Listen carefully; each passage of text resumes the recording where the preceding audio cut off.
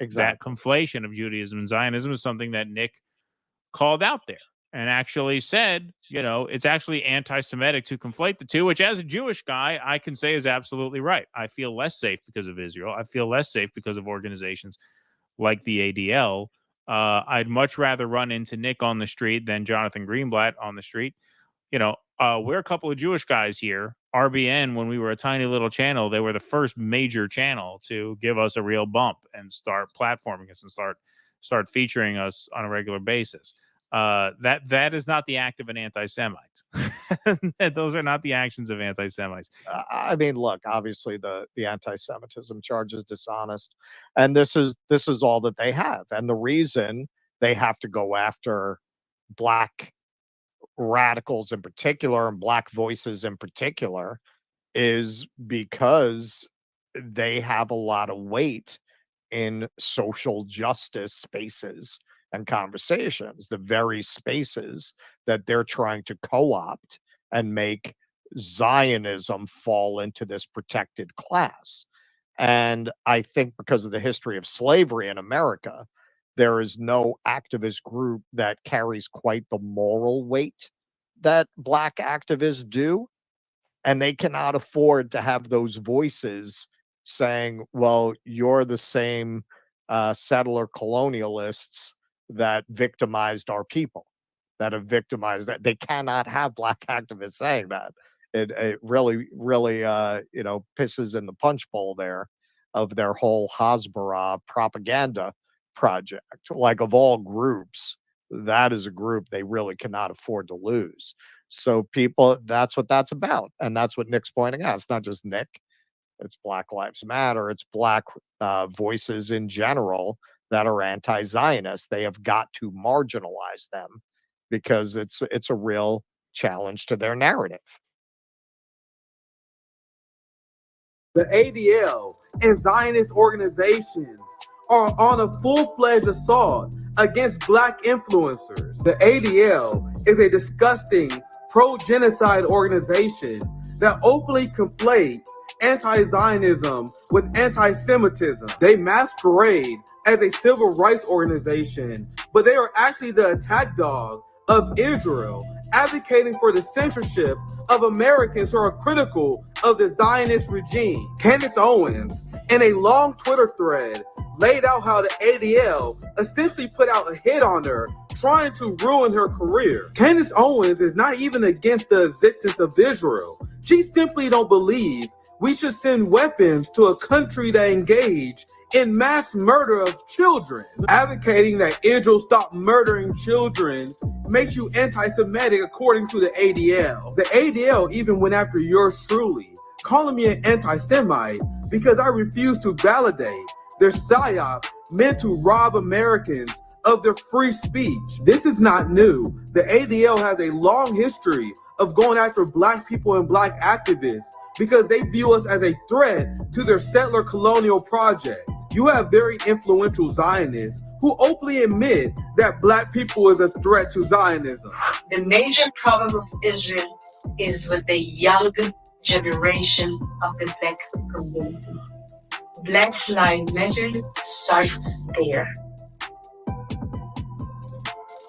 Did you guys know the ADL targeted and surveilled Black activists and organizations for simply calling for the police to divest and stop training with the ADL? Now the same organization is saying there's a surge of anti-Semitism because we had enough of their bullshit and we are starting to fight back. Yeah, a few people called me out for that. I meant to say the IDF there. What's popping, my friends, my family? Welcome back. Welcome back to another fantastic week of RBN. Who are we going to destroy this time? What Zionist organization is going to make the mistake of saying our name this time? As if I wasn't ready. The audacity of these motherfuckers to try to say my name, the name I don't share on Twitter, try to dox me, threaten me, as if I wasn't ready for this, as if I don't thrive in these environments. So the ADL was like, hey man, we did this guy. Revolutionary blackout, famous socialist. His name is Nick Cruz. I'm like, Okay, you guys want to do this? Let's bring it on. You think, okay, is this you, ADL, the organization that started to defend a Jewish pedophile? Is this you? The organization that spied and surveilled Black activists? Is this you, the organization? No, again. This is the RBN community too. ADL. We really hit them up, bro. I was at 32. Jesus Christ. You guys thought y'all was going to hurt me? As if I haven't been studying this issue for years. As if I cannot completely expose Zionism. At any time I want to. Remember, this is an organization with 360,000 followers. I ratioed them. My tweet had like 104,000 likes versus there are a few hundred. Because as our brother Malcolm X said, there is no intellectual, there is no moral, and there's no legal basis for supporting Zionism in the state of Israel. This is what they support. They support these people who financially retaliate against Americans. And our generation had enough. And I hope these Zionists are ready to live a very lonely existence once boomers are gone, because they're the last one falling for this. And the reason why white Americans support Zionism, even though it's colonialism in its core, it's imperialism at its core. Your land came from British imperialism. Who the fuck are you to say that you're a liberation movement? And then they want to make the argument that it's Arabs who are anti-Semitic, even though Zionism as an ideology was birthed from anti-Semites who wanted Jews to be to go back home. They wanted Jews to flee Europe and leave Europe. They believed that Jews could not coexist with Europeans. They believe the only way that Jews can remain safe is they leave Europe because they are a danger to Europeans and themselves. Where did the Holocaust happen, my friends? It happened in Germany. So why are the Palestinians paying for it? If you want to have a liberation movement, if you want to have a Jewish homeland, why didn't you take Germany? Why did they blame the Palestinians and the Arabs who lived peacefully with Jewish people for centuries? The height of anti-Semitism happened in Europe. And the greatest act of deception that white Americans, the European, played was to blame Arabs and to pass the blame of the Holocaust and the genocide and the mistreatments of Jewish people on Arabs. And like the permanent victim here who brings up the Holocaust every 3 seconds to justify the genocide of the Palestinians? What are you talking about? So, bro, it was banger. I see a lot of people talking about this card. It was banger after banger because you want to start with me. I'm okay with the base. I'm okay with people calling me out. It's all good, homie. It's all good. The ADL is used to the weak left. The left that was like, oh no, I can't believe they called me an anti-Semite. You got Ben Burgess calling me anti-Semite, Vanguard, all the progressive left calling me anti-Semite. My reaction is bring it on. Explain to me your argument. Ben Burgess, the intellectual, he was like, man, Nick called Doug Emhoff an AIPAC handler. Why would he call Doug Emhoff an AIPAC handler? I don't know. I can't think of any other reason. This is literally what he said. I saw the video. I can't think of any other reason for him to say that other than him being anti-Semite. Hey, Ben Burgess, maybe because he's a Zionist, you idiot. Maybe because he was part of the task force that was pushing the anti-Semitic psyop coming from the Biden administration. Maybe that's why. Maybe because he said on CNN that Kamala Harris, and like himself, he is a strong, diehard supporter of Israel. Maybe that's why. But Big Brain can't figure it out. And then to reiterate the fact that he's anti-Semitic, he assumes I said that because he's Jewish. He's like, man, I can't think of any other reason for Nick to say this other than the fact that he's Jewish. Maybe because he's a Zionist, idiot.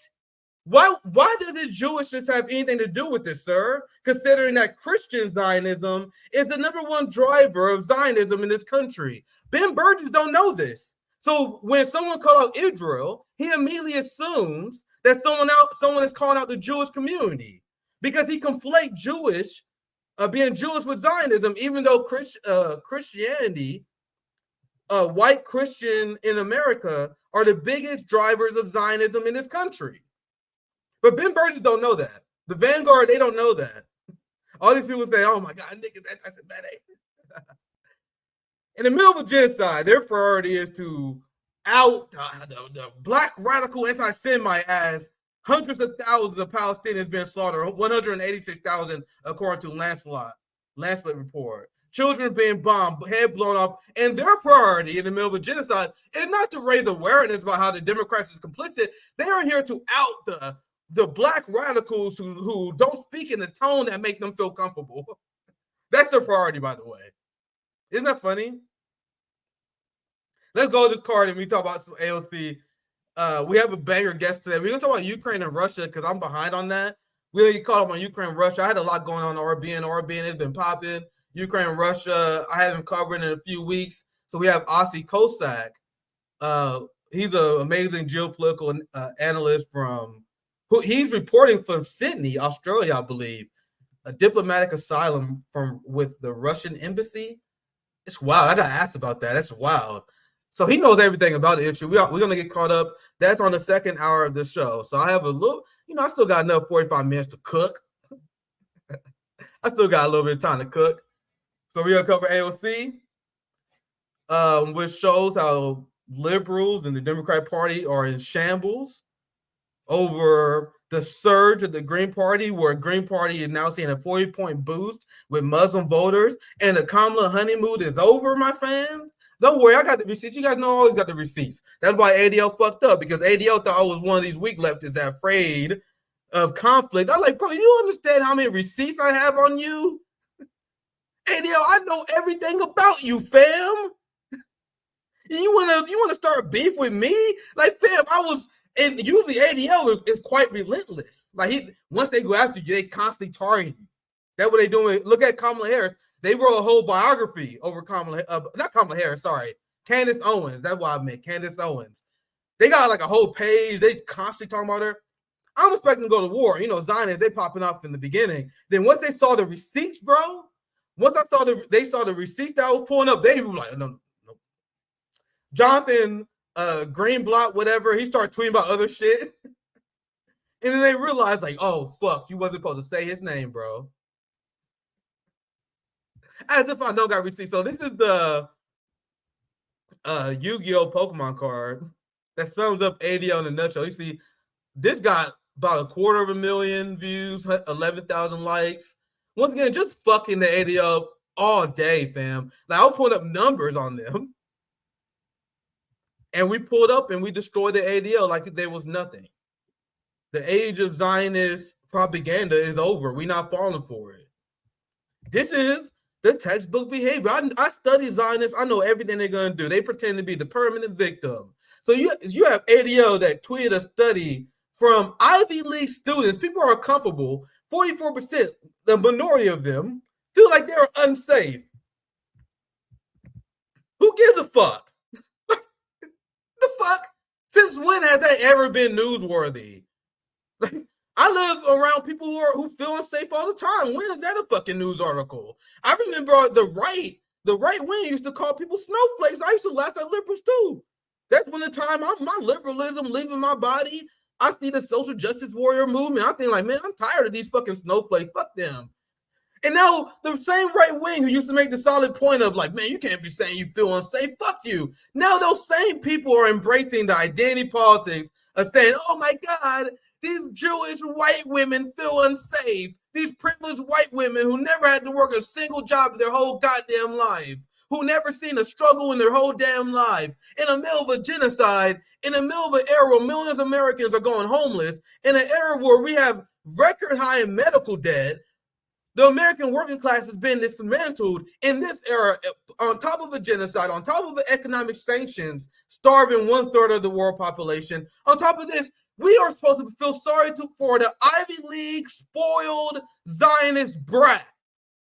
Is that what they want us to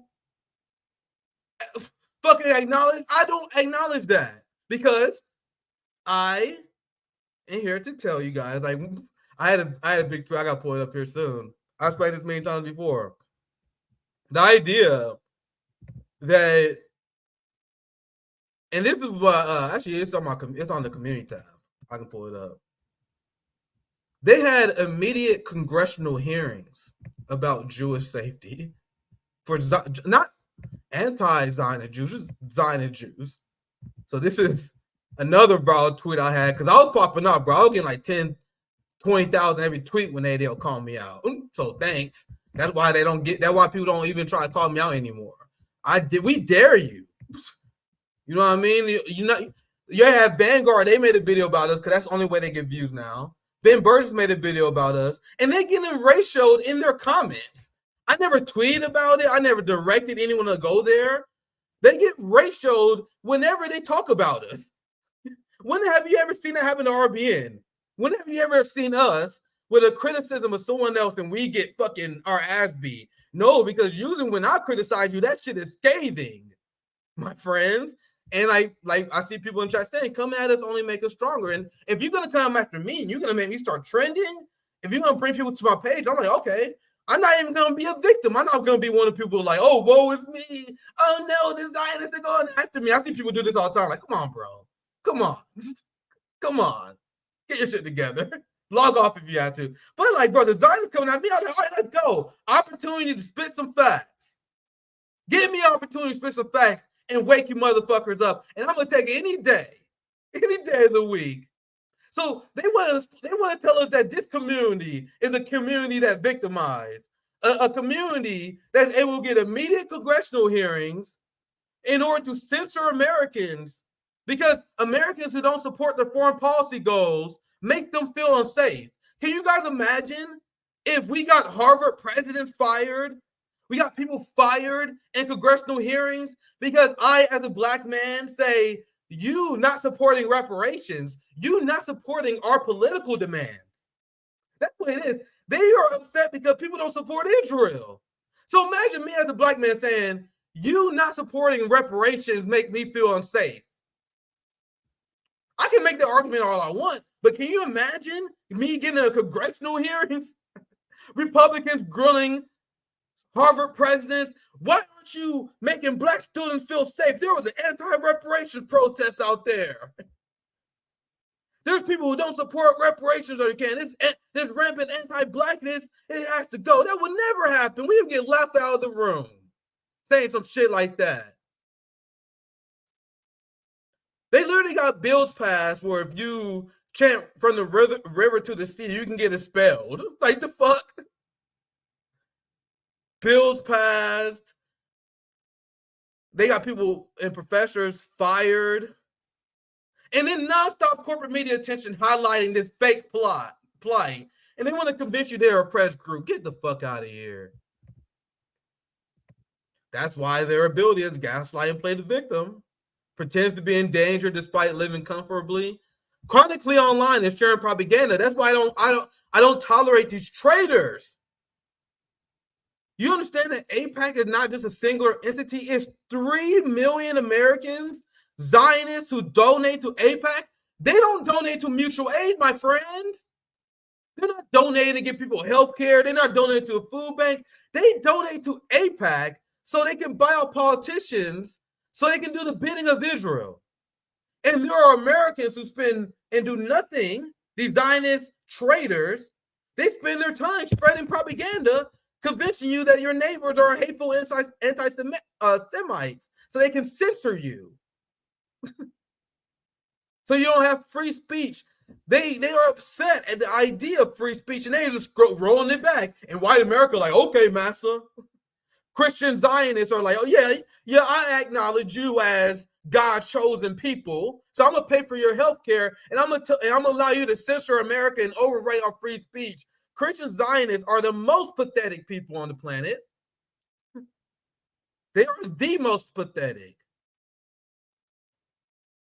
They constantly justify the occupation of Palestine, constantly justify ethnically cleansing Palestinians, needs Palestinians dead to feel safe, secretly obsessed with Hamas. Face anti-Semitic hate crimes for sympathy, which we cover many times. It's a very big problem. They got Jesse Smollett all over the community. It happens all the time. And you gotta notice people always focus on Jesse Smollett, who no one claims. But meanwhile, there's a fucking anti-Semitic hoax all the time. The anti-Semitic psyop is a hoax because the ADL defines anti-Semitism as someone if you don't support the Zionist state of Israel. They say if you don't believe the Zionist state of Israel has the right to exist, you're an anti-Semite. Pause.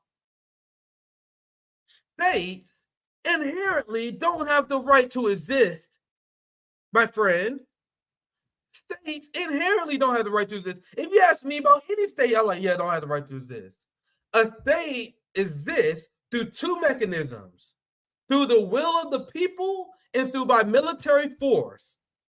So if you have the dictate of the people and the support of the people, you can form a coalition of government and govern them. When you have an apartheid state, enforce an apartheid system on a group of people under the threat of a gun, that is not democratic. You don't have the mandate of the people. That is fascism. That's why apartheid states are inherently not democratic and don't deserve to exist. Can you guys repeat after me? ADL, you understand I've been studying this issue for a very long time, right? You guys stand no chance at winning the battle of ideas with us. That's why this is probably going to be the last time they ever say our name, because they realize by saying my name, they just got me 5,000 followers in one day. Because I didn't melt down. I wasn't crying. My response was to dismantle these motherfuckers with knowledge, which is why I advocate for an intellectual working class.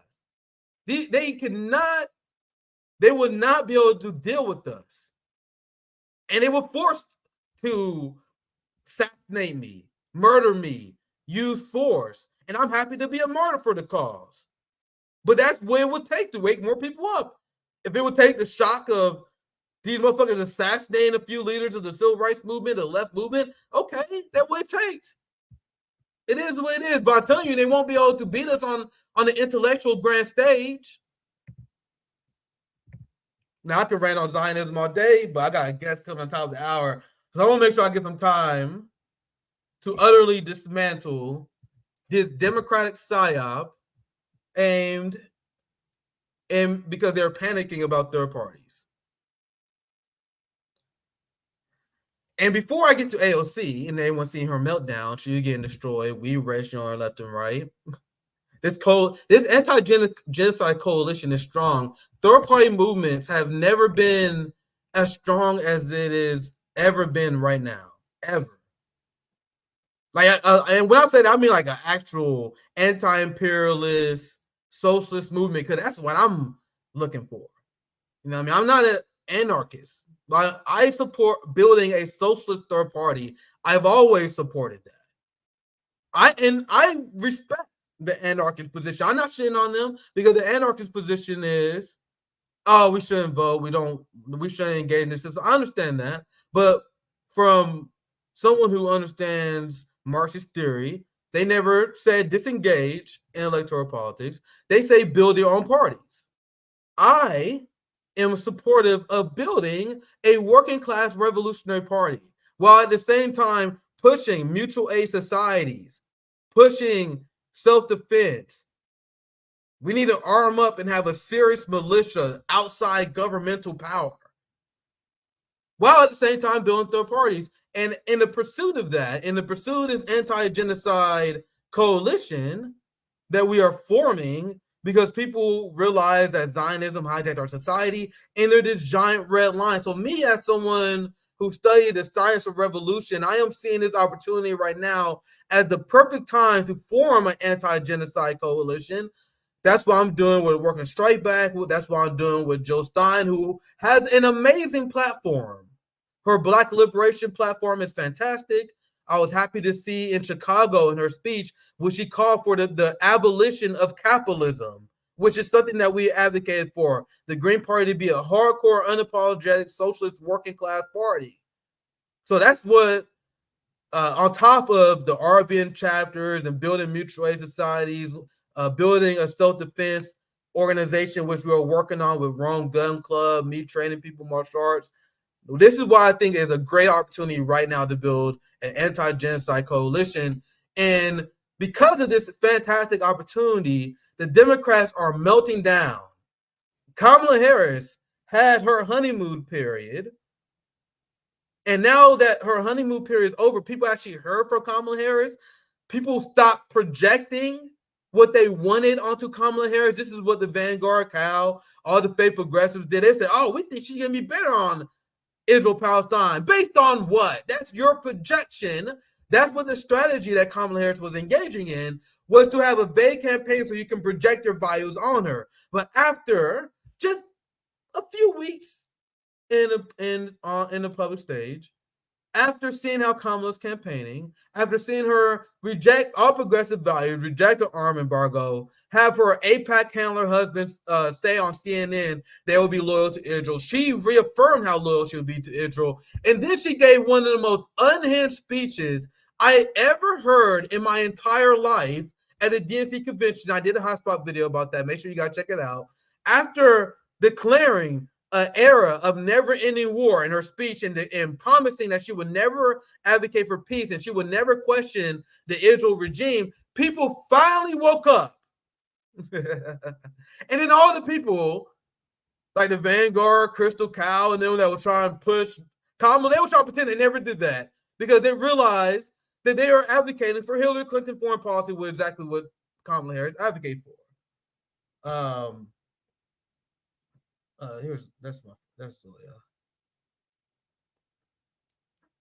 My guest's gonna be here in 30 minutes. So after this honeymoon period ended, there's these polls that are, you can't describe it as anything else other than catastrophic for the Democratic Party. And I still think they're underpolling the constituency that Kamala needs to win. Democrats are assuming that the white women vote going to come out to Kamala Harris. You guys know Hillary Clinton lost a white women vote twice. I mean, Hillary lost a white women vote, and then white women vote for them again. So they assume that's going to make up for this drastic exodus from the Democratic Party by Black and brown people. I am seeing even liberal-minded people, and Savvy, what's popping? Glad to see you in the chat. Especially because the California reparations failed. I'm seeing a lot of even liberal-minded Black people that are like, yo, we're not voting for Kamala. We can't stand Kamala. Guys, I warned you guys, the same thing that happened in 2020 primaries happening right now. When the second people start looking at Kamala Harris, now they're running away. And now I'm seeing this poll, which is devastating. Shows a 40% drop in Muslim support for Democrats. Now Jill Stein and Kamala Harris is tied, my friends, which is crazy. But I guess it's even more crazy that any Muslim or anyone who supports human rights in general would support a genocide ticket like this. I would say you guys need to develop some self-respect. But this is a devastating poll that shows that the uncommitted movement failed in their attempt to sheepdog people to the Democratic Party. The abandoned movement, the abandoned Biden and abandoned Kamala movement is just getting started. If you guys don't know, remember my speech I gave at Worker Strike Back? Damn, sorry, I'm trying to mute my device. But remember the speech I gave at Worker Strike Back, Jill Stein rally in Chicago? The guy who spoke after me was the guy who founded the abandoned Kamala Harris, abandoned Biden movement. And they are serious. They are more influential than uncommitted. They are just not getting coverage because they are the real fucking deal. And the abandoned Kamala Harris movement and the abandoned Biden movement has endorsed, his co-founder endorsed Jill Stein at the same rally I spoke at. Why is no one talking about this? Do you guys know how much of a big deal this is? The abandoned Harris abandon Biden movement, they're not just saying not vote Democrat like the shit, like the shit lived in the uncommitted movement was saying, vote in the primaries. No, they are telling people to support the Green Party. You also have the abandoned Biden movement, who also responded to AOC today. We'll get to that here very soon. And now they rebrand as the abandoned Harris movement. They spoke at the event. Look at the video. He gave an amazing speech. They are not sitting on the sideline. They are building a third-party movement. People who care about peace in the Muslim community. This is serious. And now what we are doing our job. We're rallying the black left and the black working class is waiting for this coalition that's going to form based on us resisting white supremacy in the Zionist empire. The Zionists fucked up, and they about to unite Arabs and black people to the extent that we haven't seen in decades, probably ever. That's why they did the PSYOP, where K-High will push in the divisive anti-black versus anti-Palestinian rhetoric, because they know the long-standing history of solidarity we have. And now this coalition is happening right now. And Sabby said she interviewed them. We had him. I talked to the guy who co-founded after our speech. They're serious guys. They organize, and they're not doing shit else in politics other than organizing people to vote against the Democratic Party. Like, they're not doing this passive shit like, no, guys, please listen to me. Please let me speak on stage. No, they said we're done. And they are more influential than uncommitted. Uncommitted has got the attention. And now this is the receipt. I got the receipt. People thought I was talking shit on Twitter. Look at this. You can see the work of the abandoned Harris movement in real fucking time. You can see the work of Jill Stein in real time. You can see the work of the Democratic Party losing their constituency in real time because they are violating international law. They are guarding a criminal in Benjamin Netanyahu, and this is the results. And people are like, damn, Nick, you want Democrats to lose? You goddamn right. I am a third-party activist. I want the Zionists to lose. I want the Democrats to lose. I want Trump supporters to support us. And this is the new messaging. This is the new Green Party. Because when we said that RBN is going to destroy the Howie Hawkins wing, and we want to support a wing that supports our vision, we got it. Look at their black agenda. Look at how they're talking now. This is exactly what we want. We want these motherfuckers to lose. We want them to blame us. And if you're in a swing state, we especially need you to vote for the third parties the most. I wish I lived in a swing state just so I can vote for third parties even harder. That's how much we should want these motherfuckers to lose.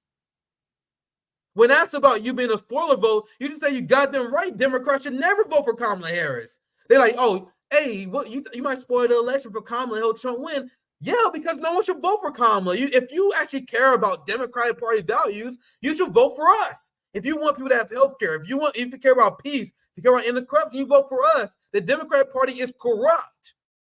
That's the message that we should be spreading. And that's the message that the abandoned Harris, the Green Party, look what Shama said. Look at her speech. We're spreading the message that you need to abandon this pro-genocide party. And you know there's an effect that's happening because you see these PSYOP campaigns. They wouldn't do these PSYOP campaigns if it wasn't effective. They wouldn't try to get black people to fight Palestinians if they didn't see this movement developing. And as I showed you guys in the video earlier, Zionist operatives have said for a very long time that the number one threat to Zionism is the Black American community. Teaming up with the Arab community, having an anti-genocide coalition, and we know that there will be white allies who support the cause as well, which will make, oh, Jesus Christ, we got JB in the house. Oh, Jesus. I have a guest going to join at 3, but you can chill at 2 Central, but you can chill. You can do whatever you want. What's popping, James? I'll get to this AOC show. I'm so glad you joined. What's popping? I was watching, and you were cooking, and I was just like, that smells good. Sorry, you guys know I haven't strained that much over the last week or two because everything that's been popping to RBN. I'm always in the live cooking though, So Yeah, I'm gonna show you yeah. guys. Actually, guys, I got fast forward to this because we got maybe another 25 minutes, and I want to get you in here as well. So this is, you guys know I like to set the story for you guys. I've been saying the story for a while, show you guys how first the Green Party is surging with Muslim supporters, and the on-the-ground enthusiasm is insane. They're breaking fundraising records. They are beating Democrats. They got ballots everywhere they need to win. They have ballots on all the swing states. So, of course, now they're panicking. The Democratic ops are panicking. AOC got the direction from the establishment to smear Jill Stein, and that's the best honor that Jill Stein could have possibly received. And now look at this. And this is one of those fake progressive motherfuckers. I see a lot of people call this guy out. He was someone who supported Elizabeth Warren. Just to let you guys know who this guy is. He used to, and I see a lot of people dragging this motherfucker because of this. He used to attack Bernie for being weak on criminal justice, which is fair. But he was used to say, "Oh, this is why we need to support Elizabeth Warren." And then the second that Joe Biden won the nomination, became president, he stopped tweeting about criminal justice. He only used it as a way to attack Bernie Sanders. So that's who this guy is. And now look what he's saying. And this is the messaging that you have think tanks that trying to attack Jill Stein. They're sending the same message out. So AOC is not even being original, because AOC in her videos repeated the same thing that you see in these Democrat ops, and they all started this within the last 48 last 48 hours or so, last 2-3 days. You see this coordinated campaign because they seen the internal polls, my friends. Yeah. They seen all this. And James, do you have anything else? I'm trying to present this quickly here, but anything you want to add before I continue? Well, I find it funny that AOC said that Jill Stein has ran 4 times in the last 16 years. See, this is how you know she doesn't pay attention, because Jill Stein didn't run in 2020. Yep. Hold that thought, brother. Hold that thought. I'm gonna get to that part, and I'll pass it to you, because that's a great point. Oh. And the fact that AOC didn't know that, doesn't it show her malicious intent, and how this is not a individual thought she had? This is something that she was told to say, and she didn't question it. That the fact that she got that very important detail wrong is very key to understanding her motive, guys. Now remember that thought. So look at what they said here. I haven't seen the Green Party improve a single thing in America for my entire life. If they never existed, at least 2 national elections could have gone another way. No George Bush. So once again, there's someone complaining because the Democrats don't have a monopoly in a one-party system dominating our politics, I guess. He's mad because other parties are not exist. And isn't it rich that a party that kicks third parties off the ballot in a system that is inherently rigged, they're bragging about it? And a party that got ballot initiatives, won local offices, they're bragging that they didn't do more. Guys, why do you think we're building a third party? Their criticism is inherently incoherent because they're saying your third party hasn't won yet. That's why we got to continue to build it, genius. Like, what is even the argument here? You guys haven't won anything. We got to get started somewhere. Like, what is even the argument? But, I'm going to show you guys. Go ahead, JB. Well, no, I find it also really funny how people will downplay third parties, and yet they never point to the most successful third party in American history, which is called the Republican Party.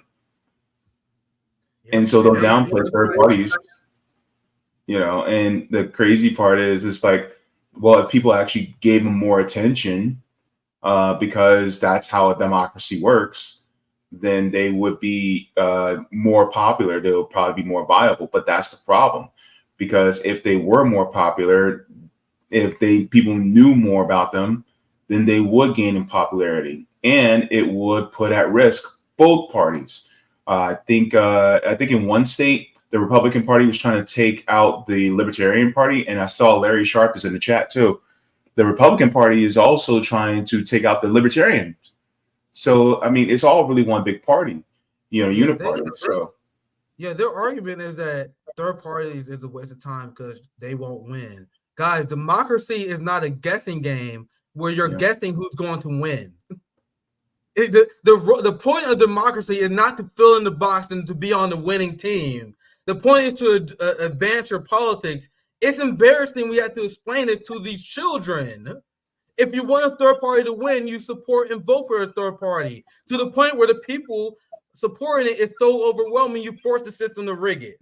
Or they let you win, but that's not going to happen. You force them to make it rig it, and then we got the mandate for our revolution. Then we got the mandate to continue to put pressure on the illegal government that will be denying the will of the people.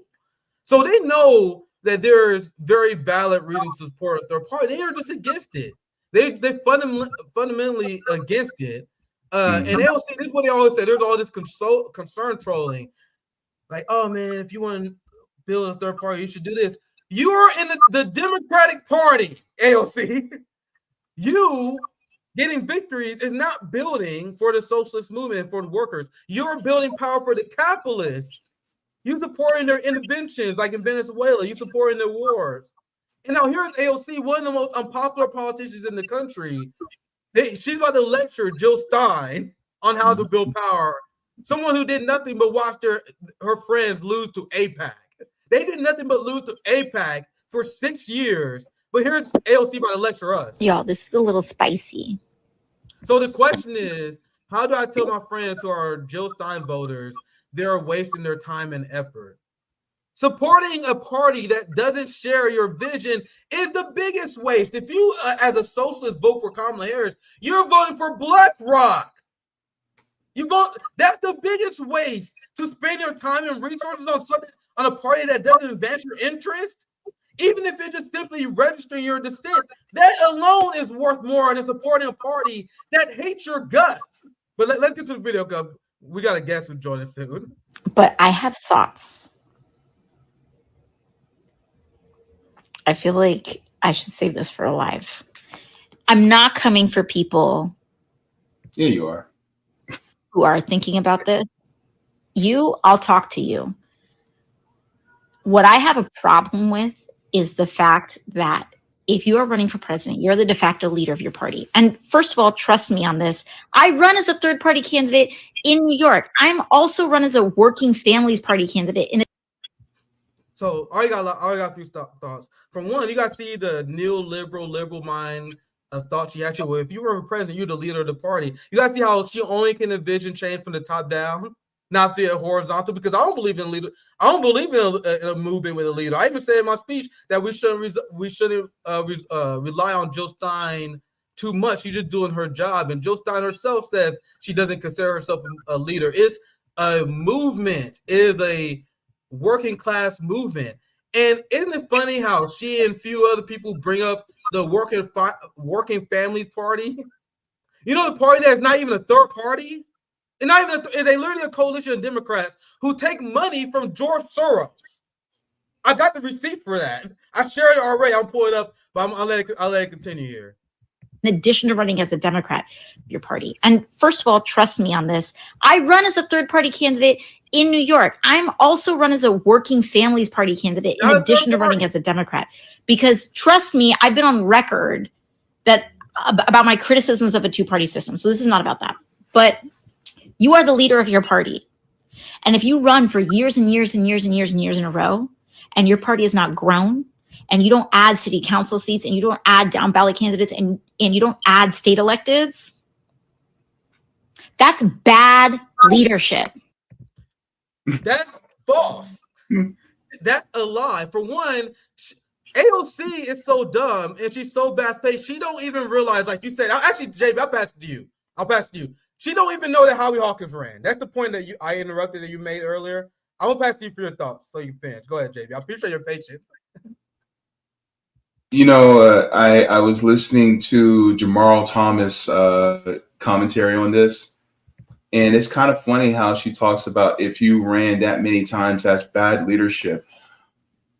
Ma'am, are you going to say that to Joe Biden, who ran multiple times?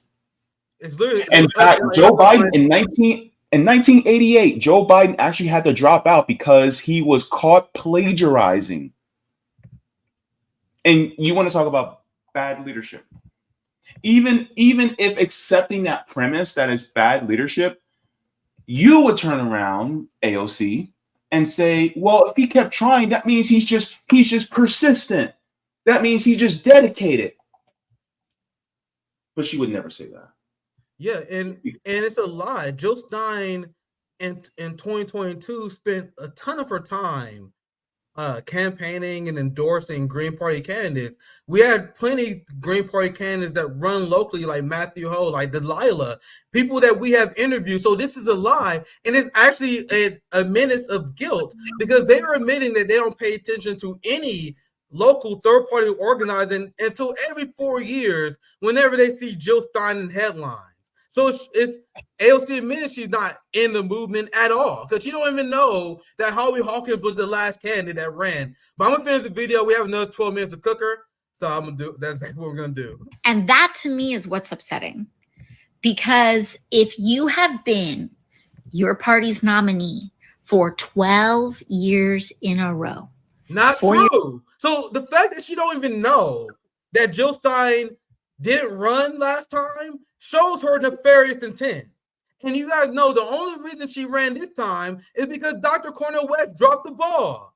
I just showed you how the Green Party was surging, and we told that idiot that right now is the best time to grow the Green Party, because there's going to be massive interest in a party that has infrastructure. Now Dr. West is irrelevant, on the ballot fucking nowhere, and now the Green Party is surging. He looked like a fucking idiot. Because Dr. West dropped the ball, Jill Stein had to scramble immediately, because she was one of the few people who had the infrastructure in place where she can quickly throw a campaign together. She didn't even want to run, you idiot. People don't even know this. She only ran because Cornel West dropped the damn ball, and now she's surging in the polls. Meanwhile, no one's talking about Cornel West no more. Realize they're not doing videos on Cornel West. But anyway, let's continue. Sorry, we got a limited amount of time. Years ago, and 4 years before that, and 4 years before that. And you cannot grow your movement pretty much at all, and can't pursue any successful strategy. And all you do is show up once every 4 years to speak to people who are justifiably pissed off, but you're just showing up once every 4 years to do that. You're not serious. You're not to me, it does not read as authentic. AOC calling someone else not authentic. AOC calling someone else not authentic. They're like Chris Christie calling someone fat. The fuck? That's absurd, but let's continue. It reads as predatory. I'm sorry. I'm just saying it. She said it's predatory, coming from the movement that grifted millions from the working class, only to send it to Ukrainian Nazis. You supported Nazis in Ukraine after taking working class money. You supported breaking a strike as a socialist after taking working class money.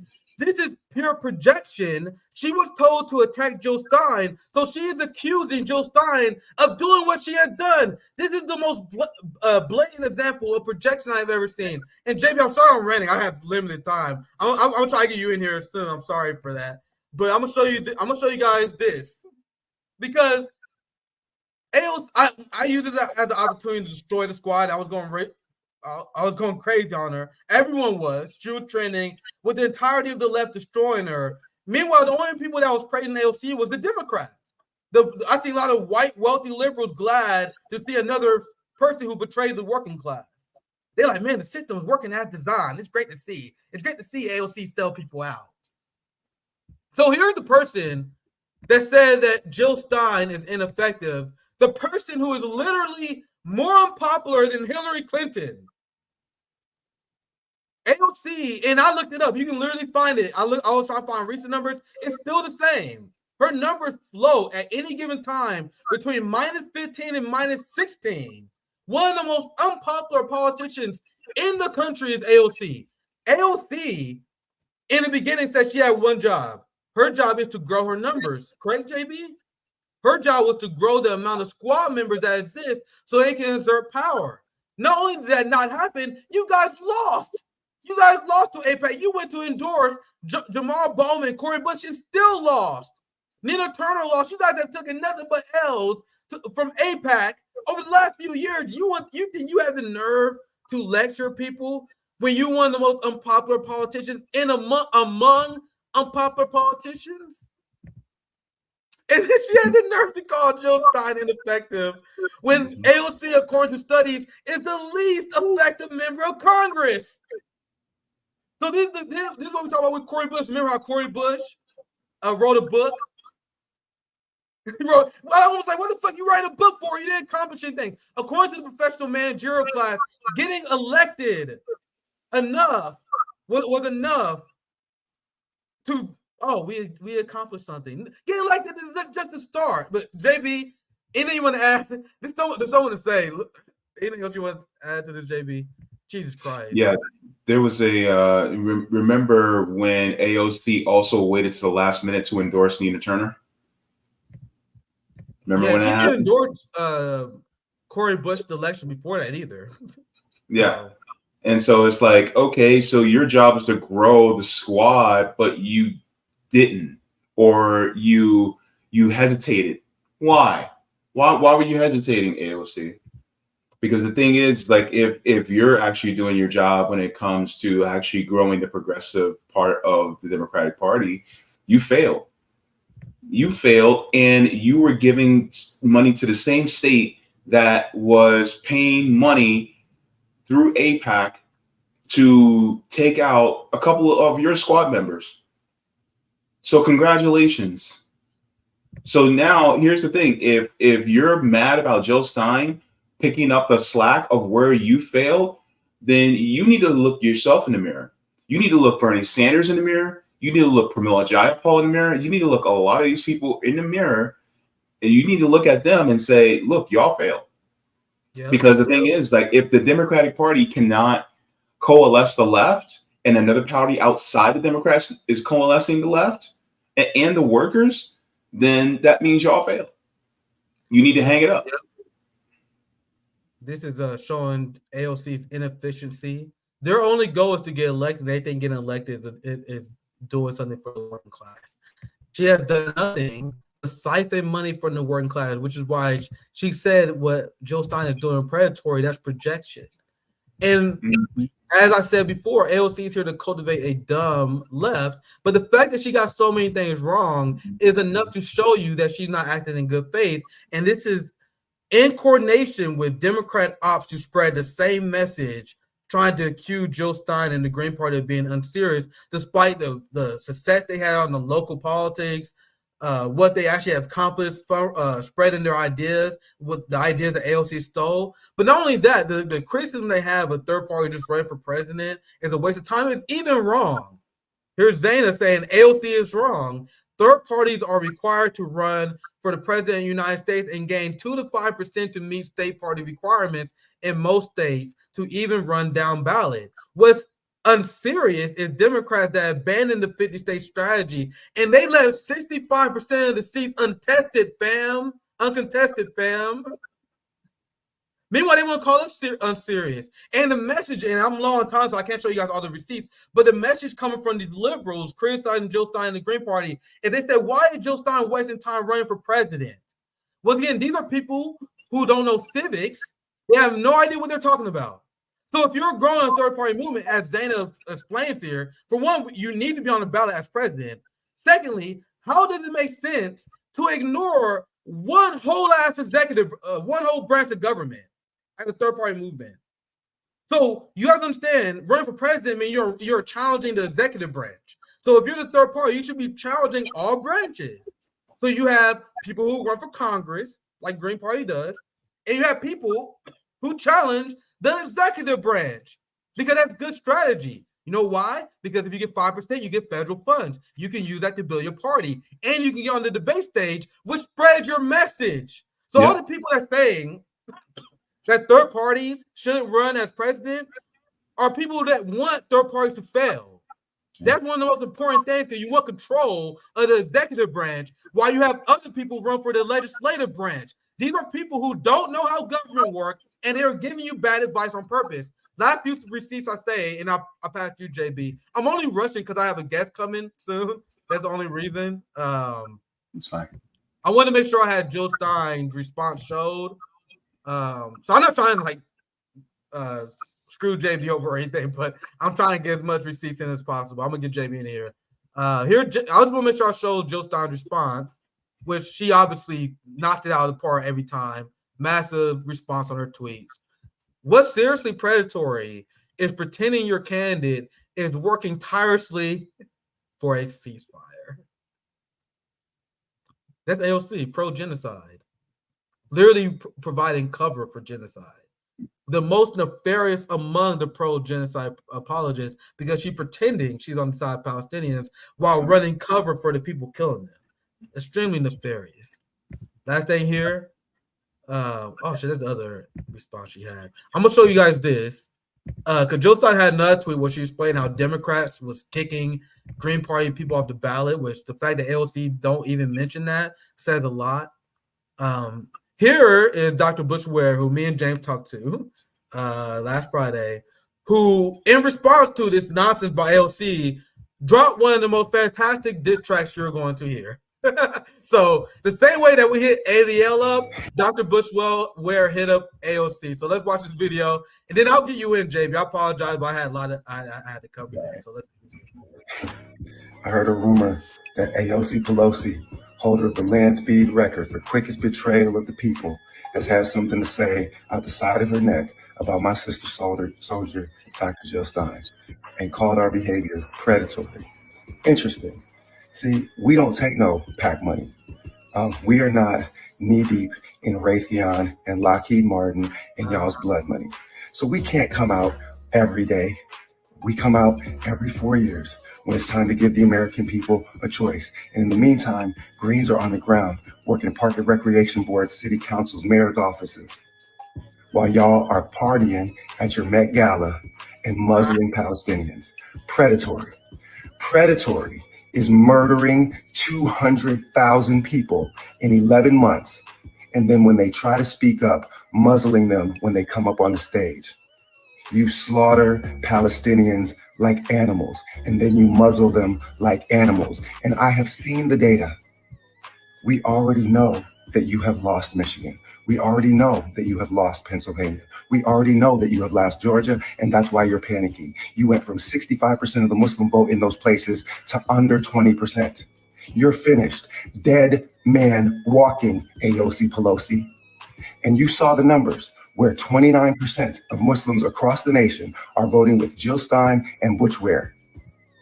And they haven't even seen us on the stage yet. Your cosplay activism, narc, means nothing to real public servants, because y'all are some politicians that sold out for the dough.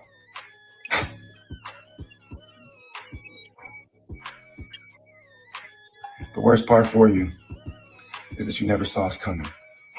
Yep, now they're But when your party is broken, crashing and burning in the disastrous genocide, soaked in blood in your electoral defeat, you will have no one but to blame but yourselves.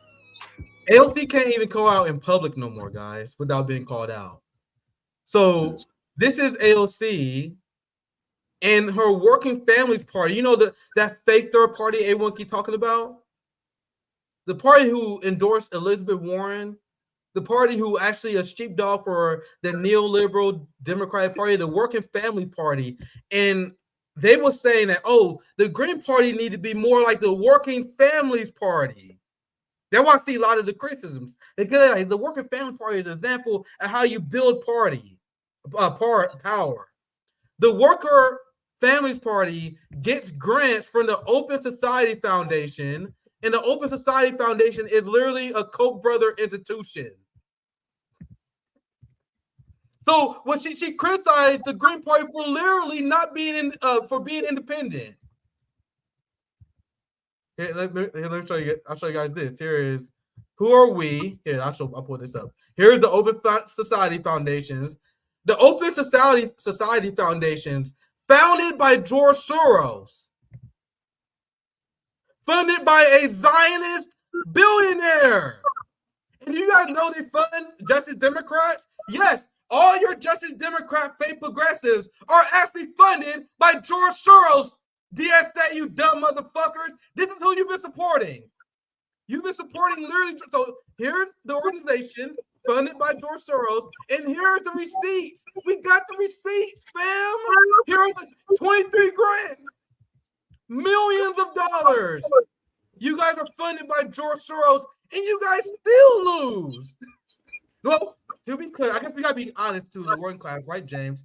They don't lose. They do exactly what they're designed to do. So I apologize. I appreciate you waiting. JB, I want to get you in here. I know you had a lot to say. We waiting for my guest, but I'm actually glad. I hope he runs a little bit late because I want to get you in here, JB. James, anything you want to add?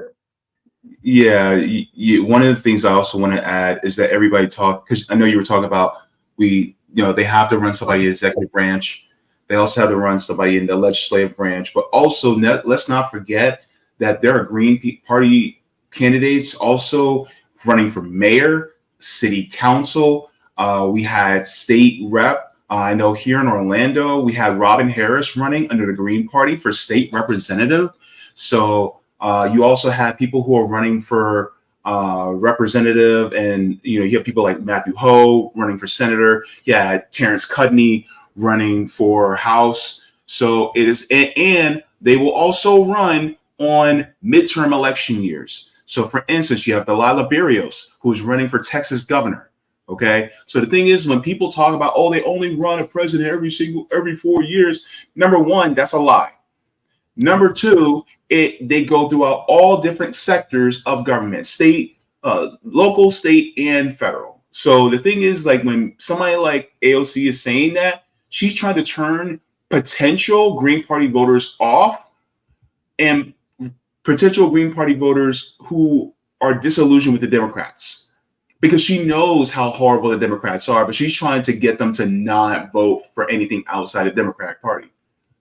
And so that's why she's getting scared, because she's basically been employed to go, hey, you need to stop them from going with the Green Party or else, and so she had to do her job. Yeah, well said. I'm going to give you some more time getting here. I'm going to read some chats. I'm going to read some super chats as well. JB, feel free to stay as long as you want. Our guest may be running late, but that actually works well because I had to speed through that segment. I ran it about Zionism a little bit too long in the beginning of the show. But anyway, it's all good. I hope you guys are having a good time. Mm-hmm. We got Zoya's love, Zoya's life. Big shout out to Sabby. Killing the game as always. Let's read super chats, I guess. And I'm going to show you guys how this also backfired tremendously. AOC is really bad at this. I can show you viral tweets roasting AOC all day, and we might, depending how late our guest is. But here's to show you guys how this is backfiring. The Democrats are panicking and they're making mistakes. Now, I'm not going to sit here and tell you that Kamala's going to lose. I'm not willing to say this because electoral politics is unpredictable, and never underestimate MAGA's ability to choke an election away. Because Donald Trump is not him. He is not the same guy. He is actually very pathetic. So I don't know who's going to win this election. My job as a third-party advocate and someone who will build worker party powers to focus on building that. Whoever wins and loses is irrelevant. But by AOC and the Democrats panicking, the only thing they are doing is helping Jill Stein. So they attacked Jill Stein, and now there's massive interest in Jill Stein because not only is she already surging, because the people who wasn't paying attention before, they're now starting to tune in. They realize both parties are horrible. Now they look at their other options. RFK Jr. drops out, which helped Jill Stein. Believe it or not, I've seen a small minority of RFK. Now, this is anecdotal. I admit.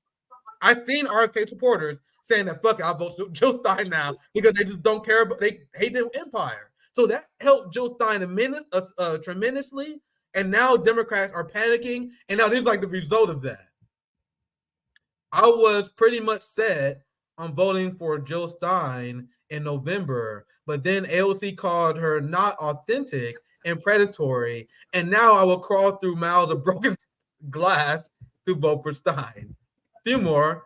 Looks to me like AOC just accidentally introduced a lot of people to Jill Stein, and that's exactly what happened. I've seen. I only pulled three. Like, I only pulled a few of these tweets from friends and close followers on Twitter, but I am seeing a ton of people saying this.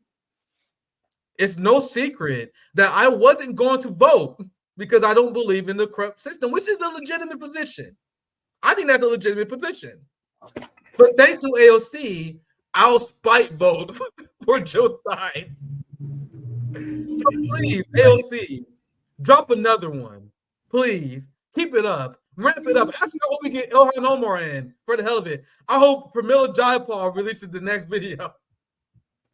They're the best advertisement we can ask for. JB, you want to add?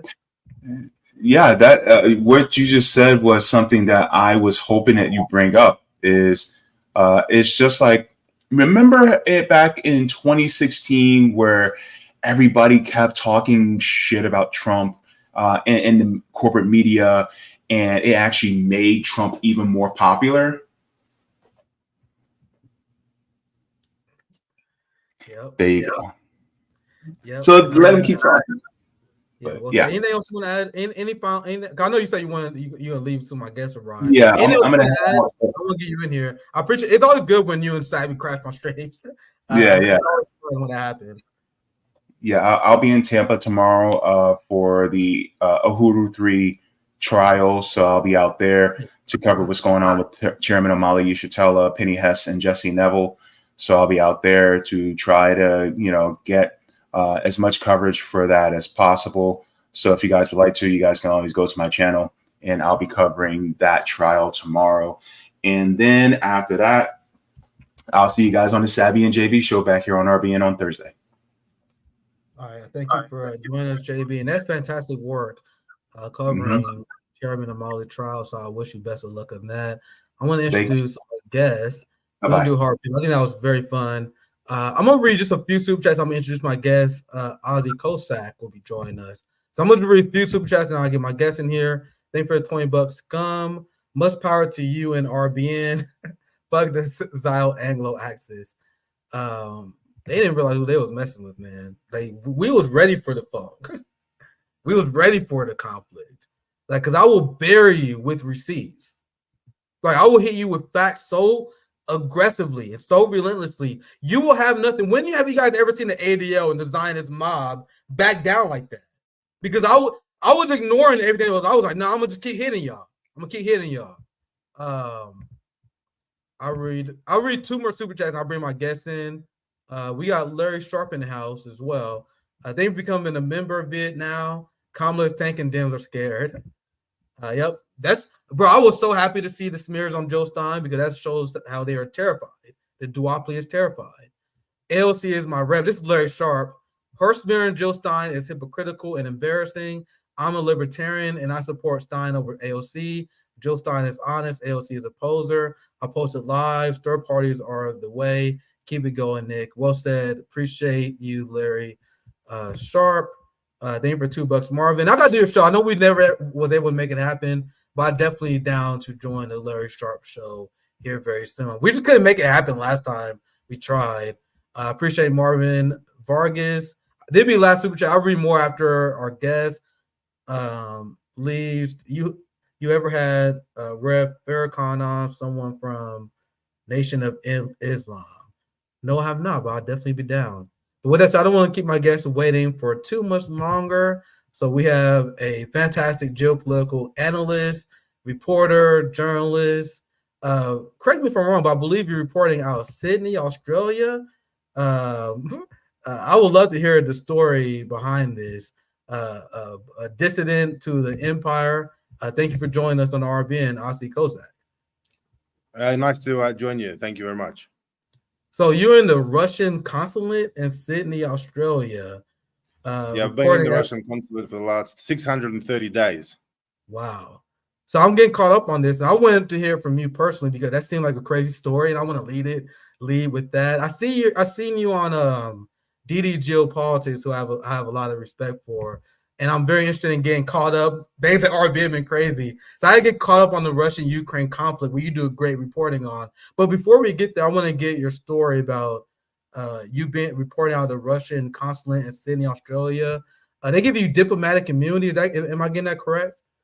It's not diplomatic immunity because I'm not a diplomat, but it is diplomatic asylum, which means that the Russians have the only difference is I'm not a diplomat, but the difference is that the Australian government would like to arrest me, but I'm on the territory of the Russian consulate in Sydney, and they cannot violate the inviolability, basically the diplomatic inviolability of the consulate territory. So it's been going for 630 days. I've been inside the Russian consulate, quite a long time. Wow. Yeah, that's legit. And I want to ask you in general about, because it's the Russia-Ukraine conflict seems to be escalating, and NATO is getting desperate. They constantly keep pulling back the red lines on the Ukrainian regime. We've seen this with the fighter jets, the M1 Abrams tanks, and now they're sponsoring and supporting direct invasions and drones attacks into Russian territory. So I want to ask you very vaguely about the status of the Ukraine-Russian war and why NATO seems to be so obsessed with continuing this conflict. I would love to hear your breakdown on this issue and why NATO seems so obsessed to escalate this war with Russia.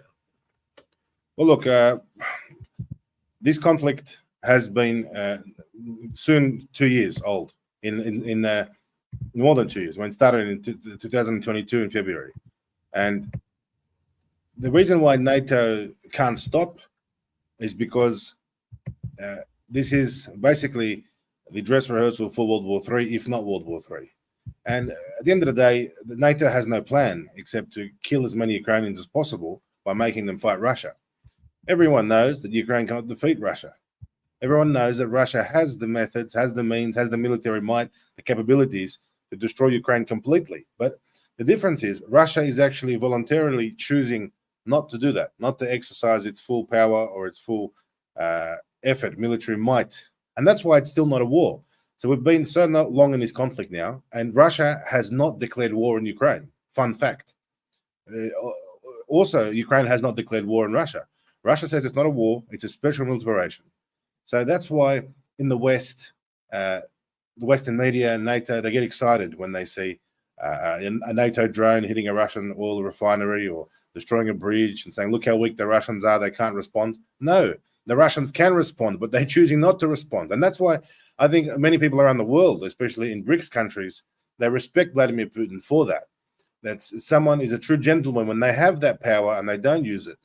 And that's why Russia, it's finding it sometimes very, very, you could say, complicated to fight 50 countries at the same time through Ukraine.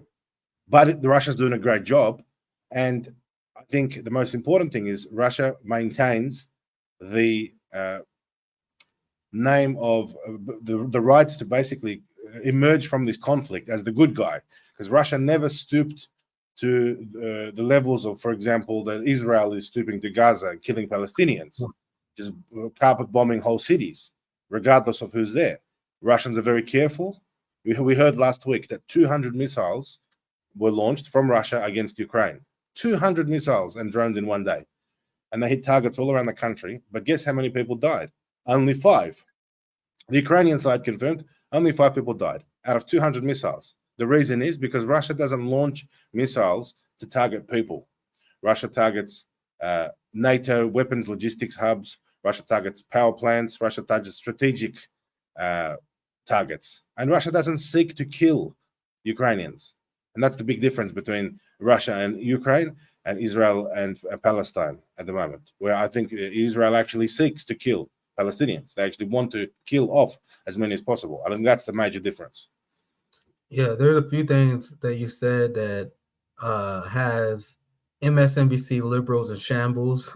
Don't you know that Anthony Blinken said that there's a genocide that Russia is sponsoring in Ukraine? There's no genocide in Gaza, but there's a genocide that Russia is sponsoring.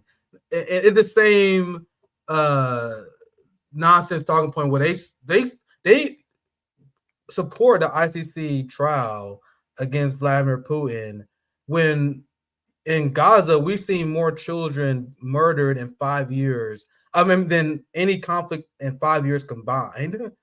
And another thing you said that may have people who watch MSNBC in shambles is if you was in America only consuming American media, you would assume that Russia is on the verge of collapse. So as someone who only watched MSNBC, I'm confused when you say that Russia is winning, because they keep pushing the narrative that Russia destroyed, that Putin miscalculated, Russia on his last strand. So what will you say to that propaganda? That's untrue, or is that what you're implying? Well, I think that it's correct to say that Russia miscalculated that NATO would enter the war and supply cruise missiles and supply billions and billions of dollars of weaponry. Russia did not expect that. I believe that's correct in saying that. But does it mean that Russia can't handle NATO? No, I think Russia is actually doing an excellent job. And considering that Russia is basically on its own, by itself, as one country, is up against the military-industrial complex of the United States, Canada, France, Germany, UK, most European Union countries, the G7 countries, Japan is giving billions of dollars. Russia is successfully holding back all of these countries. What does that tell you? That tells you that, in fact, Russia is incredibly strong. And the worst thing for the West and people in the West who think that Russia is weak or losing, well, I'll tell you, it's the opposite. That this situation, this conflict, which could have been over very quickly if the West didn't get involved, if Putin was allowed to do what he wanted to do, which is basically get rid of the Nazis in Ukraine, the Zelensky government, who are Nazis, that's all he wanted to do, demilitarize Ukraine, and it's fair enough. Why would Russia allow NATO weapons on its border? What would the USA? Would the USA allow missiles from North Korea in Texas or in Mexico or in Canada or in Alaska? Of course not. And this is what Russia's doing. Russia was doing a special military operation to get rid of the threat. And this threat has been building up since 2014. NATO has been pouring billions of dollars, your taxpayer money, into forming up a NATO huge battle group. And in particular, in the last few weeks, Russia has finally broken the backbone of the Donbass defense line, which the Ukraine has built since 2014 and held. And now the Russian army is advancing very quickly, taking huge amounts of territory, moving towards Pokrovsk. It's the largest advances that Russia's had. And it looks like the Ukrainian front is collapsing because the Ukrainians have gone all in on Kursk. They've sent in all their best units because they wanted to have a PR stunt, basically public relations, TikTok sort of opportunity. Look at us, we're in Russia, and hence all these videos, Ukrainian troops in Russia. You see, they haven't actually taken any major cities. They're occupying a few towns in the fields, and they've sent their last units into battle. Today, a Russian general, Aludinov, a Chechen nationality, who fights for the Russians, he said that the Ukrainians have sent their best reserves to Kursk, to invade Kursk, which means that if we defeat the group in Kursk, they have nothing left anywhere else, which means basically Russia is about to win this conflict completely. And again, it's not about Russia defeating Ukraine. It's about Russia defeating NATO. This is the best of NATO. This is Abrams tanks. This is American tanks. This is German Leopard tanks. This is British Challenger tanks. This is French cruise missiles, Swedish artillery systems, French artillery systems, Caesar systems. This is the best tactics. All of the Ukrainian military command is really centralized in NATO, controlled in Ramstein out of Germany. And they're using NATO tactics, NATO weapons, NATO intelligence, NATO satellites, NATO instructors. And let's just face it, NATO troops, literally NATO troops themselves on the ground, being killed and captured by Russian troops. Now, Russia are defending their land, and they will continue to defend their land. And Russia have not even gotten started yet. They haven't asked for any help from their allies. Russia has that many allies in the world. If Russia needed to, if Vladimir Putin needed to, he could call upon many countries to jump in the fight for him. When he's got countries like North Korea, Syria, offering troops. And Russia has BRICS. Let's not forget, Russia has all the countries in the world. They have out of 8 billion people, Russia has 6 billion on the Russian side. All of Africa is on the Russian side. All of the Middle East is on the Russian side. The Arab countries are on the Russian side. China and India alone, to have China and India trading with you, buying your oil and supporting you at this time, it's a massive thing. And therefore, this in the Western media, what you're referring to when they're trying to convince us that Russia is losing, it's very clear that the worst problem for the West is the fact that Russia has been forced to militarize, to change its whole country in the last 3 years, to militarize its economy, to militarize its people, to militarize its government, to militarize the way the army is working, to militarize its military-industrial complex. Russia is now producing more missiles, more tanks than ever before in the Soviet days. When the Americans were so worried about the Soviet Union and so afraid of it, they finally managed to collapse it. In 1991, well, now their worst fears are confirmed. Russia has become great again. And there is no plan out for this for NATO, for the Americans. They're going to be defeated, and that's it. And it's their fault that Russia has now become stronger. They provocated Russia. They poked the bear. They forced Putin into this situation, and that's where we are today.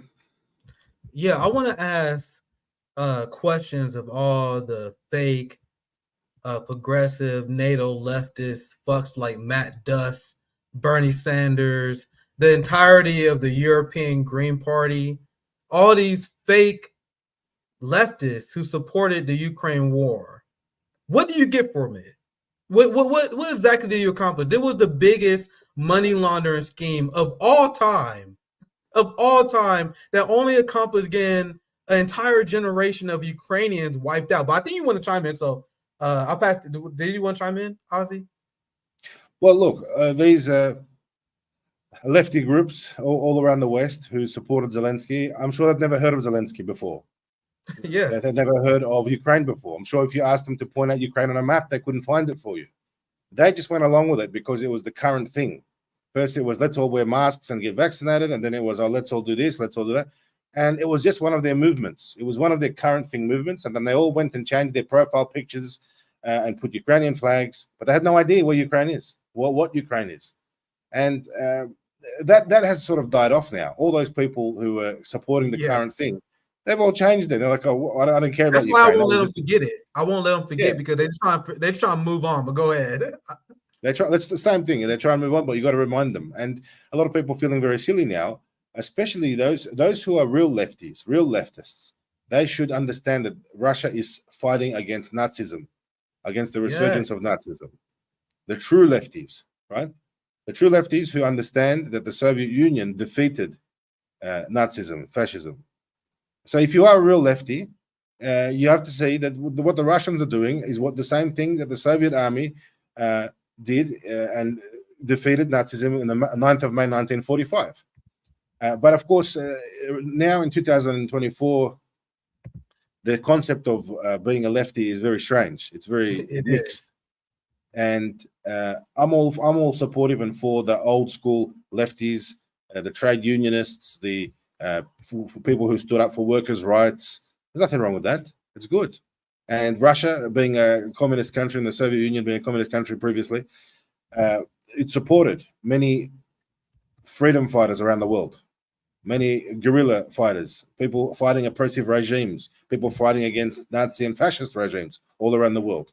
So those people, right, those people who remember the Soviet Union, the real lefties, the real proper lefties and revolutionaries all around the world who fought for socialism, old school style socialism, not this new weird woke, weird left sort of movement, right, where people paint their hair blue and they make their fingernails purple or something. That's not being a lefty. That's just being mentally sick. It's nothing to do with being a lefty. So that's when now we start seeing that, in fact, Russia has the support of the left and the right, right? So it's got the right-wing conservative Christian support, and it's also got the old school lefty support from the days of the Soviet Union, because let's face it, the Zelensky regime is a Nazi regime. The Zelensky's Ukrainian soldiers and mercenaries openly go into battle with SS, Hitler symbology, Nazi symbology, and they don't even hide that. They have it on their uniforms. And that's who Russia's fighting. So Russia is completely entitled to fight this war. Russia is completely entitled to denazify the Nazis in Ukraine. Simple as that. You don't want Russia to go to war. Well, don't poke the bear. Don't fund and arm Nazi governments next door to Russia and try and turn Ukraine against Russia, because that's what the West has done. Just like the Americans and NATO did all over the world, where they forced people to fight each other, the same nationality, same religion, where they forced Sunnis to fight Shiites, they forced North Koreans to fight South Koreans, they forced South Vietnamese to fight North Vietnamese. That's what they do all around the world. They create wars. And why is it good for America? Because they make money out of it. Because every time you hear an announcement on TV, billions of dollars to Zelensky, billions of dollars to the war, they're making money. They're getting kickbacks. They're money laundering. And it's very easy for them to launder money, because all of these people in Washington, these senators and these politicians, they have shares in the weapons companies. So when Lockheed Martin shares go up because they're producing more bombs and more planes and more jets, or Raytheon's shares go up, it's actually good for business. And that's where the real lefties, need to identify and say that. And I think they do say that this is just an imperialist war of the United States. That's what is occurring in Ukraine, using the Ukrainians as a proxy. They don't care about the Ukrainians. They're using the Ukrainians to fight the Russians. And the saddest thing is that Zelensky and his advisors, the Biden government, they're actually causing a genocide of the Ukrainian people. Ukraine is running out of men. It's very sad. Now they want to draft 17-year-olds, 18-year-olds, 19-year-olds. They're forcing people to fight, arresting them. They don't want to fight. They don't want to fight for Zelensky. Who is Zelensky? Zelensky is a criminal. And he's not a legitimate president. So there you go. That's the situation in a nutshell. Yeah, that rant was glorious because that's something that we've been very critical of, these false social democrat, CIA planted lefties. These are the lefties that only impose war in hindsight. They will tell you about how evil the Iraq wars in the 90s was, the Vietnam War. They'll tell you about even the war on terror. They'll tell you how evil that was. But whatever the current war is, they'll find a way to support it. These are the same people who promote CIA talking points about every single United States enemy, like Bernie Sanders smearing Nicolas Maduro as a tyrant. These are the people who have rapid Putin derangement syndrome. Even Dr. Cornel West, who have Putin derangement syndrome. Matt Duss, Putin derangement syndrome. They hate on every single enemy of the United States. These are useful idiots of the highest order, and we must keep our boot on their neck because they are shifting what it means. And that's why you have to separate. The fact that you even had to say old school leftist by design, because their job was to shift what it means to be a true leftist to the right, to supporting imperial machine. One more thing I want to ask you, because I don't want to keep you too long. We definitely got to have a lot more conversations on Ukraine and Russia because there's a lot to talk about. I want to discuss this. Speaking of Putin derangement syndrome, the same Bernie Sanders bootlicking motherfuckers who's fighting and failing to get stuff they have in Russia. Like, you guys know they got maternity leave in Russia, 180 days, free healthcare. Like in China, the average rent is $400-500, free health. Like the things that Bernie Sanders leftists are failing to fight for and get, they have in Russia.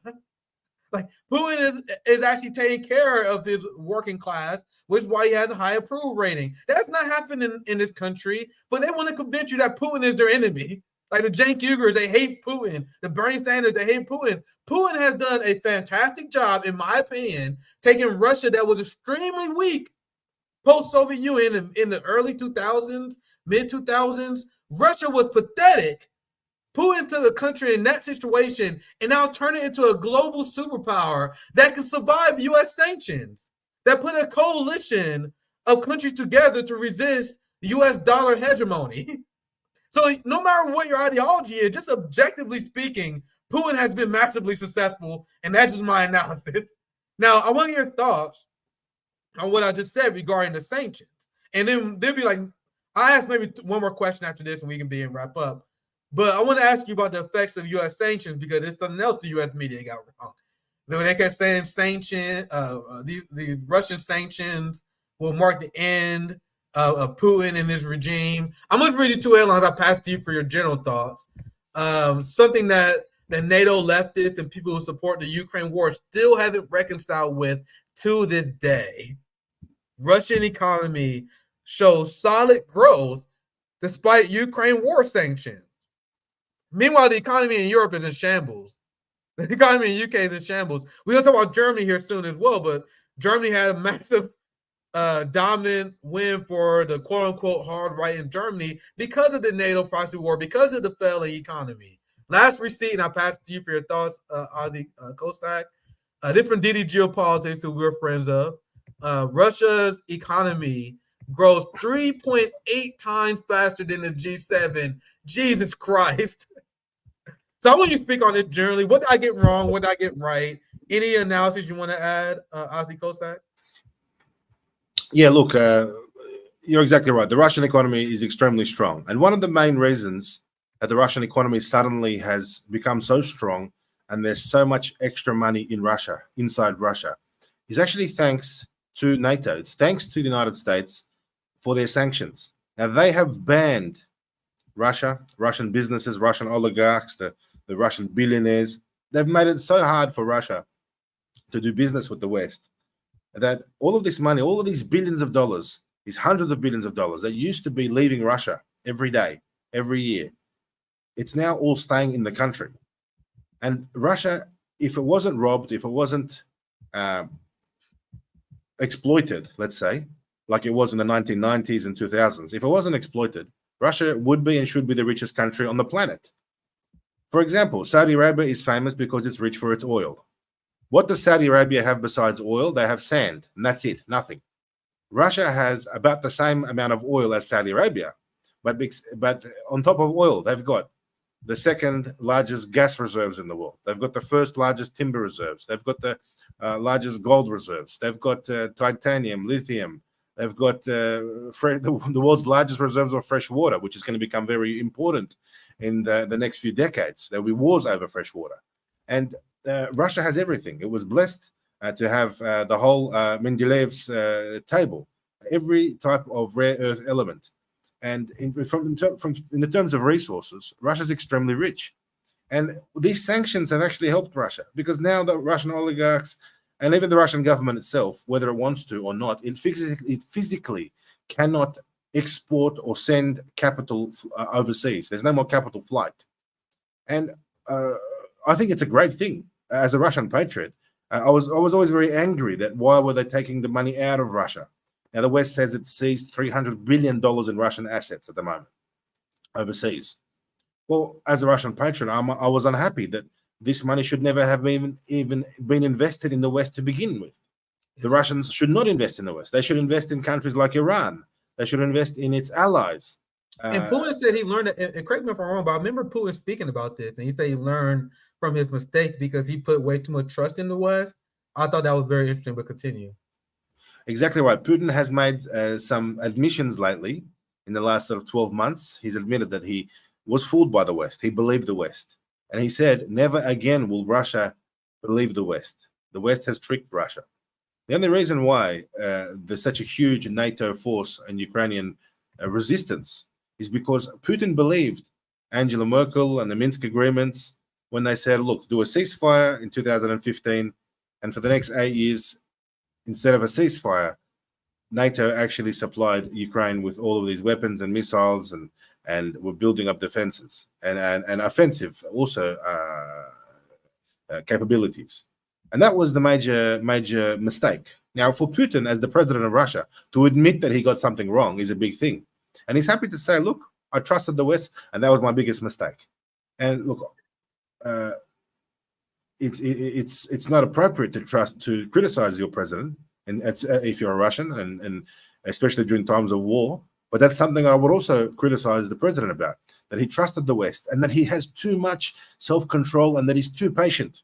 If it was another leader in charge of Russia at the moment, if it was Zhirinovsky or if it was Stalin, they would have launched all their nukes a long time ago. There would be no resistance. And Putin is just calm, collected. He's not aggressive. You never see him losing his cool, and he's playing the long game. And the long game is that Russia is becoming so strong now. Russian missile production is #1 in the world. Why did that happen all of a sudden? Because the Americans forced Russia. Russian tank production is back to where it was in the days of the Soviet Union. Russia has, 90,000 T-55 tanks, tens of thousands T-62 tanks in the storage. Some may say these tanks are old, but you know what the great thing about the T-62s and the T-55s is that they were built to fight during a nuclear war. So they're old technology, but they've got a filtration system so they can fight after or during a nuclear war, because they were built during the Cold War. Now, all these new tanks, all these new gadgets, they're great. But if it goes nuclear, guess who has the advantage? Guess who has 90,000 tanks sitting in storage, ready to go? This is the thing that the West doesn't think about. Russia will fight, and Russia will keep fighting. We've lost a lot of men. The Ukrainians have lost 10 times as many. The problem is, as Russians, we don't get any pleasure from seeing Ukrainians die. We actually don't want Ukrainians to die. We believe that the Ukrainians are Russians who have been temporarily blinded and manipulated and recruited by the West. And the West is using Ukraine. The West doesn't care about Ukraine. The West looks at Ukraine as an opportunity to exploit. They look at Ukrainian women as prostitutes. They look at Ukrainian children to exploit them. They take Ukrainian people and they sell their body parts. They sell lungs, livers, eyes, kidneys. There's a huge booming illegal organ harvesting trade. Waiting times for organs in European countries, for body parts, for transplants, waiting times are at record lows. If you need something, you just ring up and pay and they'll bring you it on ice. They'll bring you a kidney. Where's this coming from? It's coming from Ukraine. Everything in Ukraine is being exploited. Land, people, men, women, children, even the church, even Zelensky's Nazi government has banned the Christian Orthodox Church. It's a disgrace. It's a disgrace. When you have Muslim countries around the world who don't ban the Orthodox Church because there's a respect factor. Russia respects Muslims, Muslim countries respect Russia. But Ukraine, the Zelensky leader of Ukraine, and we don't want to say what nationality and what religion Zelensky himself is personally, but it's definitely not Christian and it's definitely not Muslim. So I'll leave it at that. Very, very well said. There's a lot of breakdown there. I try to keep it short. One thing that, and this goes back to Putin learning from his mistakes. That's why it's been very interesting watching Russia on the geopolitical world stage, and I'm going to continue to. Following Russian geopolitical politics has been extremely fascinating. Watching the alliances, watching them surgically destroy Western aggression, because what the argument that many anti-imperialists and many leftists will make and criticism of Putin before was that he was too trusting of the West, was those moves, as you said before, which is why I said that was very interesting. That's why it's very interesting to watch what's going on right now as someone who has interest in seeing the Western imperial machine take their comeuppance. Seeing what Putin has done strategically is nothing short of amazing to witness. You see, not only has he rebounded Russia into a powerhouse after Lindsey Graham and many idiots like Josh Hawley claimed that they were just a gas station with no geopolitical power. Now they had this massive BRICS coalition that is seriously threatening the dollar because that's their main objective. I believe there's another BRICS summit coming up soon, and their objective is challenging the U.S. imperial regime. Now I have two quick rapid fire things I want to ask you about before you wrap up here, because I saw you was highlighting this. Turkey is a country that has given the West headaches because they don't blindly follow the Western regime in their path of self-destruction. And now I'm seeing this. I'm reading this for the first time. Like, this is shocking to me. So I'll just read the tweet. I want you to expound more on this. 2024 is not over yet. American soldiers are being lynched on the street of Turkey amidst Turkey's shocked decision to leave NATO to join Russia and China in BRICS. And then we're going to talk. This is coming up next. I'm going to ask about what happened in Russia. That's coming up next. But I want you to speak about what the hell is going on in Turkey. We've seen so much pressure from the West to essentially turn Turkey to an obedient client state. But what the hell is going on? Can you do a breakdown and explain this for us? Look, historically, the Turks have been always very crafty. I would say very savvy diplomatically. And they geographically, they sit between the West and the East, and they sit between Asia and Europe. And they've always tried to strike a balance. Sometimes they are against the West. Sometimes they're against Russia. Sometimes they're on the same side as the West in the Crimean Wars of the 1850s, allied with the West to fight Russia. But it's very significant for the Turks now to all of a sudden to make this move towards BRICS and away from NATO. It's massive. That's crazy. Because Turkey has the largest NATO army in Europe. And this is an army who is not just on TikTok or sitting at home and worrying about gender pronouns. This is an army that's actually fighting. They're fighting the Kurds. They're fighting in Syria. They've got actually a real big army, really serious army. So it's an army that can be deployed very quickly to wherever. And Erdogan, the Turkish leader, has made very serious threats towards Israel. He's threatened to join the war in support of his allies. Whether that will happen or not is another story. There's a lot of people criticizing that there's a lot of talk, no action. But look, Turkey is a formidable army. It's a formidable force. Now, for Turkey at this critical time to put the pressure on NATO, it's a big slap in the face to America. It's It's a big slap in the face to Germany, to Zelensky, to the UK. And they're saying, well, guess what? We can see how this is all ending. And this ends in Russian victory. And Turkey knows that they want to be on the right side of history. Turkey knows that Russia can supply Turkey with cheap natural resources, with cheap gas through one of the only remaining pipelines. Don't forget that the Nord Stream pipeline, there's three main pipelines. The Nord Stream, pumping Russian gas to Europe, and 80% of Europe relies on Russian gas for energy. Then there was an oil pipeline, a Druzhba pipeline. Zelensky's blocked that off as well. We've got the very important Turkish pipeline. So the Turks aren't going to go against Russia. And they feel like they're not happy with the NATO situation. And of course, today, shocking footage that American soldiers who were visiting Turkey, and they were in civilian clothes, but they were identified on the streets as being American servicemen, were basically grabbed on the streets and put bags over their heads and basically lynched. This is really serious for Turkish people to attack an American soldier on the streets. Wild. It's crazy.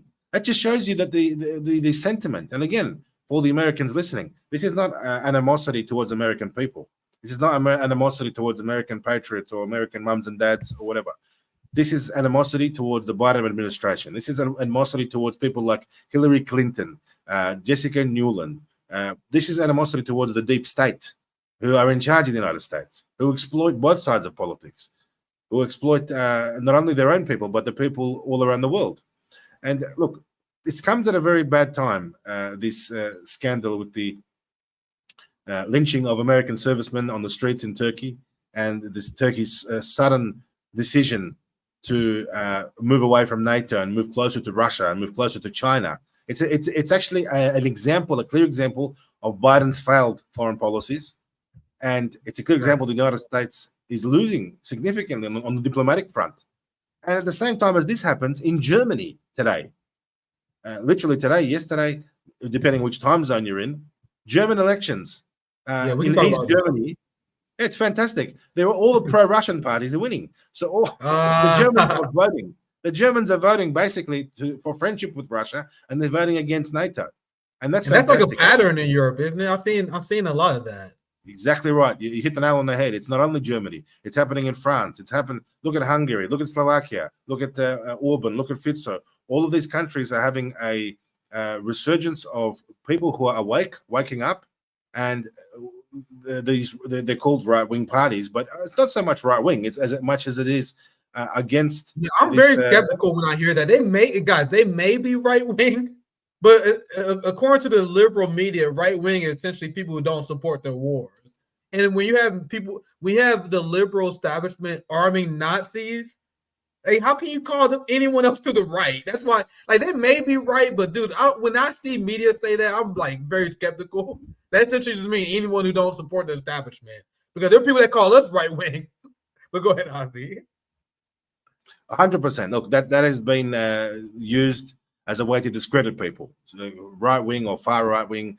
In reality, people who are sensible and have common sense and want to be the good guys and work for the good of humanity, on the left and the right, they have a lot in common.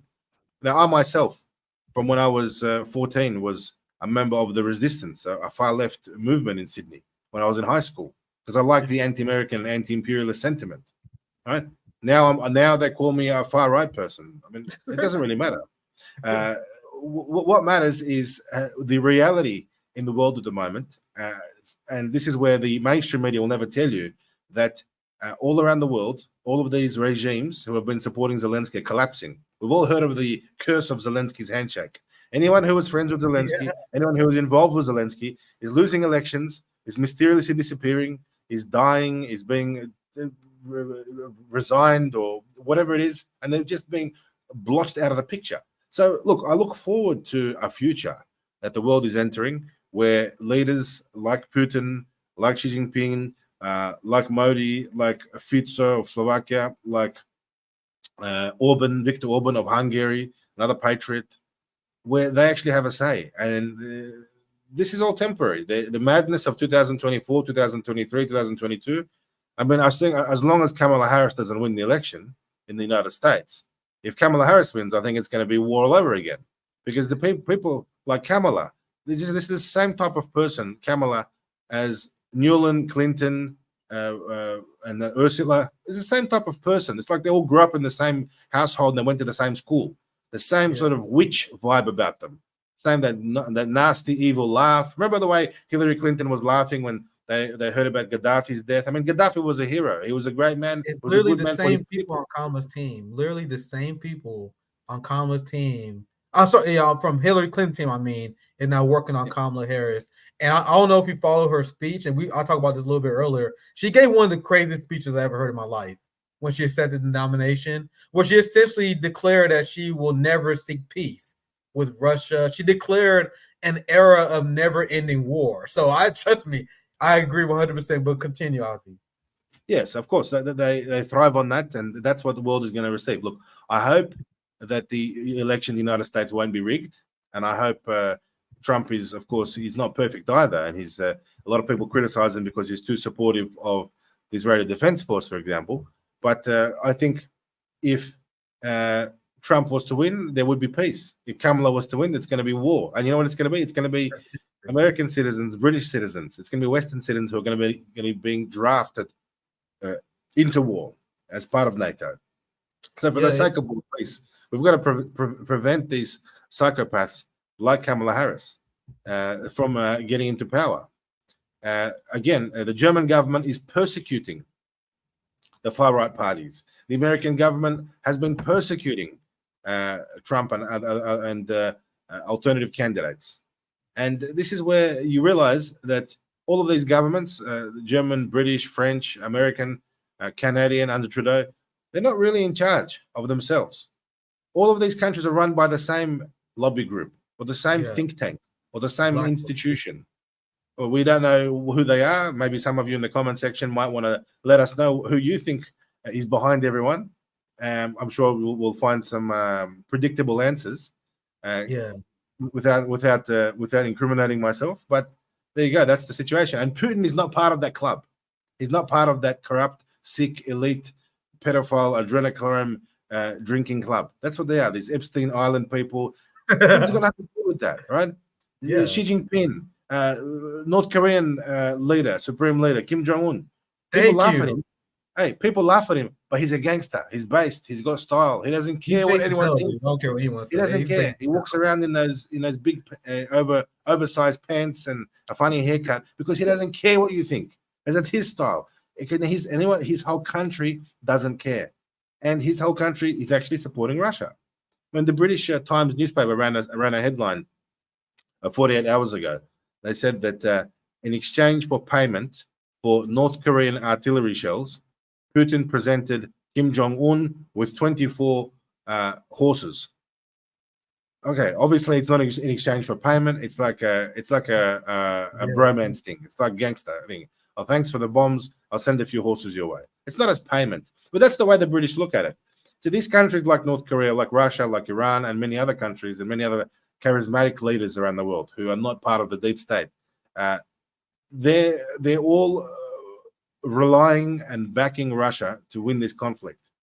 And when Russia wins, and I think Russia's already won, it's just a matter of time, the conflict is artificially being extended for no reason, just because people in Washington have an ego and they can't admit that they stuffed up.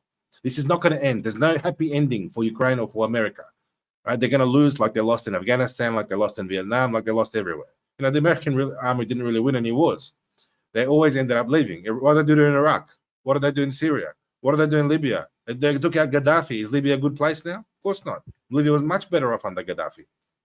So the good news is that the good guys win, and that's everyone who has been on the right side of history. And the world is a changing world, and the world is a good world in the future. I think Putin has shown that he's been tested and pushed to the limits, and he is not a madman. He's not a dictator, because he's shown so much self-control. So much self-control. He can press the button anytime. He can launch missiles, nukes anytime. He doesn't. He's sacrificing, this is important, he's sacrificing Russian men. Russian heroes are dying, fighting NATO tanks, fighting NATO drones, fighting NATO missiles. Russian heroes are dying, so Russia plays within the rules. These rules of it's just a special operation, it's not a full-out war. We're not going to launch everything we have, like Israel is doing to Gaza. And and I think people around the world realize that the Russian soldiers are showing honor, they're showing chivalry, they're showing military tradition. When it takes guts, it takes guts. Yeah. Yeah, a lot of great things said there. Something I find interesting. I was about to ask you about the Germany election, but I think you did a good job summarizing that. One thing I find interesting is that we talk on RBN to people all around the world. We talk to people. You're in Sydney, Australia. I talked to a UK journalist. I talked to journalists in Moscow. We had Arnaud Bertrand, I believe it was Zoya, right in the chat. He's in France. When I talked to him, there was another Aussie journalist. I'm blanking on his name. It's killing me. But I talked to multiple people, and all these international, well-informed geopolitical analysts like yourself said that they would prefer Trump. And I think that's interesting because that shows how unhinged the Democratic Party has become. You guys are not in America, so I can't judge the preference you guys have, but it just shows how crazy the neoliberal wing of the Democratic Party has become.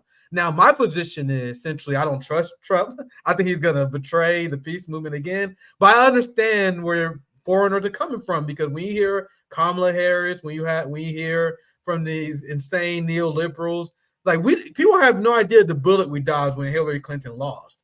There was stories at the time that said that where Hillary Clinton was openly critical of Obama's foreign policy because she thought Obama's foreign policy was too soft.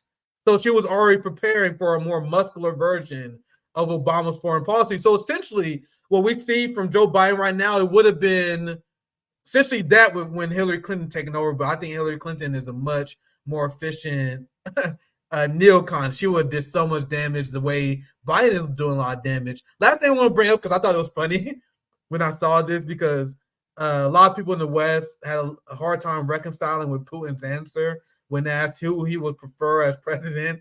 And he said he preferred Biden over Trump because Biden was more predictable. And now they will essentially ask the same question because Kamala Harris is now the candidate. They said they prefer Kamala Harris because Harris is more predictable than Trump.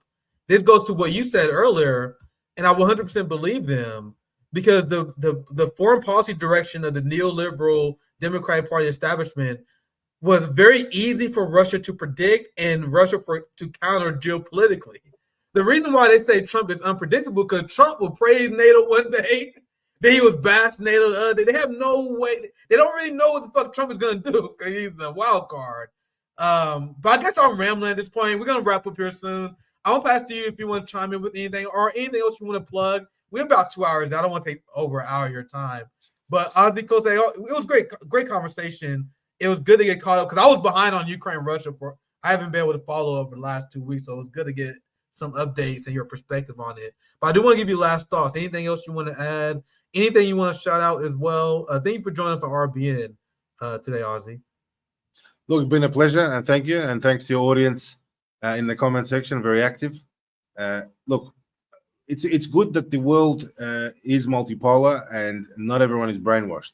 And I think the amount of people who are brainwashed and were brainwashed is reducing since the days of COVID and lockdowns and now all of these forever wars that the neocons and the globalists are trying to force down our throats. People understand that it's the same playbook, the same thing they do all over the world.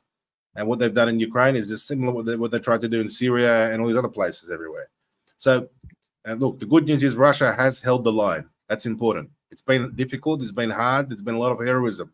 The Russian people, the Russian government, the Russian country have really shown heroism and have shown resolve. And yes, it's thanks to the fact that Vladimir Putin is a good leader. He's a strong leader. And I say that not because I'm sitting inside the Russian consulate as a political prisoner who has been granted asylum and Russian citizenship by the Russian president. I say that as a person who cares about humanity. I mean, if there was no Putin, you would have Kamala Harris and Hillary Clinton and the rest of them doing whatever they like, invading whoever they like. They talk about Russia invading. Russia never invaded Ukraine. Ukraine was part of Russia. They tricked Russia in 1991. They tricked Russia and they said, "Oh, let Ukraine be separate." And Russians were like, "Yeah, okay, no worries. We're not against anyone. You can be separate." And all these weapons that Ukraine is using, all these old Soviet weapons, these are from Russia. So Russia just wants to have peace on its borders. And thanks to your audience, thanks to you, then thanks to all the good people around the world who understand this and fight the good fight. And those people who are against Russia and supportive of the Zelensky regime, you noticed on social media, there's less and less of them. You see that they're less and less, and more people are waking up, and it's a fantastic thing that people are waking up. So keep preaching the truth, and fantastic to join you today. Thank you, Nick. Yeah, we definitely got to have you on again. When I see the Russian people strongly supportive of the Putin government, who am I to be like, fuck, who am I? I see Putin fighting my enemies while at the same time being supported by his people, the same way with China. Like the same way that the Chinese people support Xi Jinping. Like if I see the people hated them, obviously wouldn't be supporting of them. But it's a combination of those two things. Because who the fuck am I? Remember, guys, as we sign off today, Congress in America has a 13% approval rating. We have the most traitorous ruling class of all time, and Americans project that on other countries' rulers. They assume because our politicians are corrupt that everyone must hate politicians in other countries. It doesn't work that way. I am supportive of people who are supportive of their own people and resisting the empire. So thanks for joining us. Actually, I do got to get some super chats, but I'll let you go. Thanks for joining us, Aussie, and for all your brilliant commentary. I'm going to put a hotspot up on here as I do some super chats because I want to promote my homies. We just put out another great tweet because I asked a question on their behalf. They're the ones who helped me edit all these videos I've been releasing. I'm gonna put them up. Make sure you guys follow Hotspot. You got to type it in twice. Also, make sure you guys follow Aussie Cossack on X as well for great geopolitical analysis. So I'm gonna have this up so you guys can follow my homies. I'm gonna read some super chats that I missed. Then we will begin to sign off. Thank you, Chima, for the $5. You can give these NATO liberals every negative statistic on the Ukrainian side, and they still will swear to you that Russia is weak and it's losing. It truly is a cope, and they're coping right now. You notice that no one in the NATO left and no one who supported the Zelensky regime talks about it anymore. Like they now pretend to support the Palestinians. And one thing that I love that the abandoned Biden, Bannon Kamala, the Palestinian Community Network. You guys know the Palestinian activists that I'm in line with. When I had my Palestinian roundtable with all the Palestinian activists, they explained that they're not friends with people who support the NATO war. Like, and true Palestinian activists, like hardcore on the ground radical activists, they don't support people who support other wars, because they view their struggle to be against the entire imperial machine. If you guys don't remember, check it out. My Palestinian roundtable, they brought it up like, bro, you gotta resist the Ukraine war. That you gotta resist the empire as a whole, or you can't just virtual signal support for Palestine while supporting the Ukraine war. That's what they said. And when they said that, like, oh, thank God they said it. That's so dope. Because that's what I truly believe as well. I'm gonna read a few more super chats I see here. These people's names shall be mentioned with the same aversion and disgust as Quisling in the Vichy regime. Thank you, Mark. I appreciate the super chats and support. That what keeps us independent, and that's why ADL can't cancel my ass. I told you guys before, bro, if RBN failed, I'm fucked because I'm unhireable. That was one of the viral tweets I said. They put my name out there like, bro, I don't give a fuck. At this point, I'm in RBN to the end because, like, bro, if this shit works, I'm fucked. I'm unhireable. That's how you know we're gonna stay legit. Then you got Feldman to stay independent. Bushware is the GOAT. Thank you, Tim. Thank you for $10, Justin B. What an excellent vice presidential choice. The combination having the Jewish white woman, Jill Stein, and the black Muslim destroy Zionism is going to murder. That it's going to fucking slay, my friend. That combination already has them terrified. Yeah, he did smoke him. He dropped a very on-point direct diss track. Thank you for $5 for Tuzo. ever since AOC has been on the DNC stage a couple weeks ago, she's been acting like Miss New Booty when she literally don't have one. You can tell how happy she is. She's accepted by the establishment now. But I'm happy because she will never be able to show her face among the proletariat again. So I hope you enjoy your bubble. Unfortunately, many of them do because they hate being among the workers. But that video you see of AOC being protested, that's the reason why it went viral, because people are happy that there is a social consequence. There is a social consequence, and we dish it out at RBN, and a lot of people hate that we do. But there is a social consequence for selling out. That shit is not acceptable, and we should not forgive it. Period. Thank for the 20 SEK. If Stein is that bad, why does AOC care about her? Now we get into super chat, back to the original topic. Absolutely. And this is what I was saying on Twitter. I had a lot of viral tweets on this. I wanted to share all of them. But that's what I was saying. I know Jill Stein retweeted it. Actually, I want to see Jill Stein's timeline. I know she retweeted it. The fact that you even have AOC lashing out at her is proof. Yeah, AOC drive. Oh, look, this is what Bannon Harris. Oh, Jesus. See, this is why Bannon Harris is so beige, bro. They're not just telling people to be apathetic. They're directing people to revolutionary action as well. I wonder why everyone is suddenly ganging up on Jill Stein. Now, this is the bombshell report that I reported on earlier on the show. 40% drop of Muslim supporters. I think, I see this, I think it's beautiful because I wanted to see this out of the Black community. I seen it out of my Black class and my Black generation, but I wish we saw it as a whole. Bro, the boy Butch Ware put out a diss track of the generation. I'm trying to find my other tweet. We had overtime at this point. I'm just wasting time. We're just having fun now. Yeah, this is my tweet I sent out. The fact that Democrats ordered AOC to smear Dr. Jill Stein is how you know Democrats are currently terrified right now. Those internal polls must be devastating.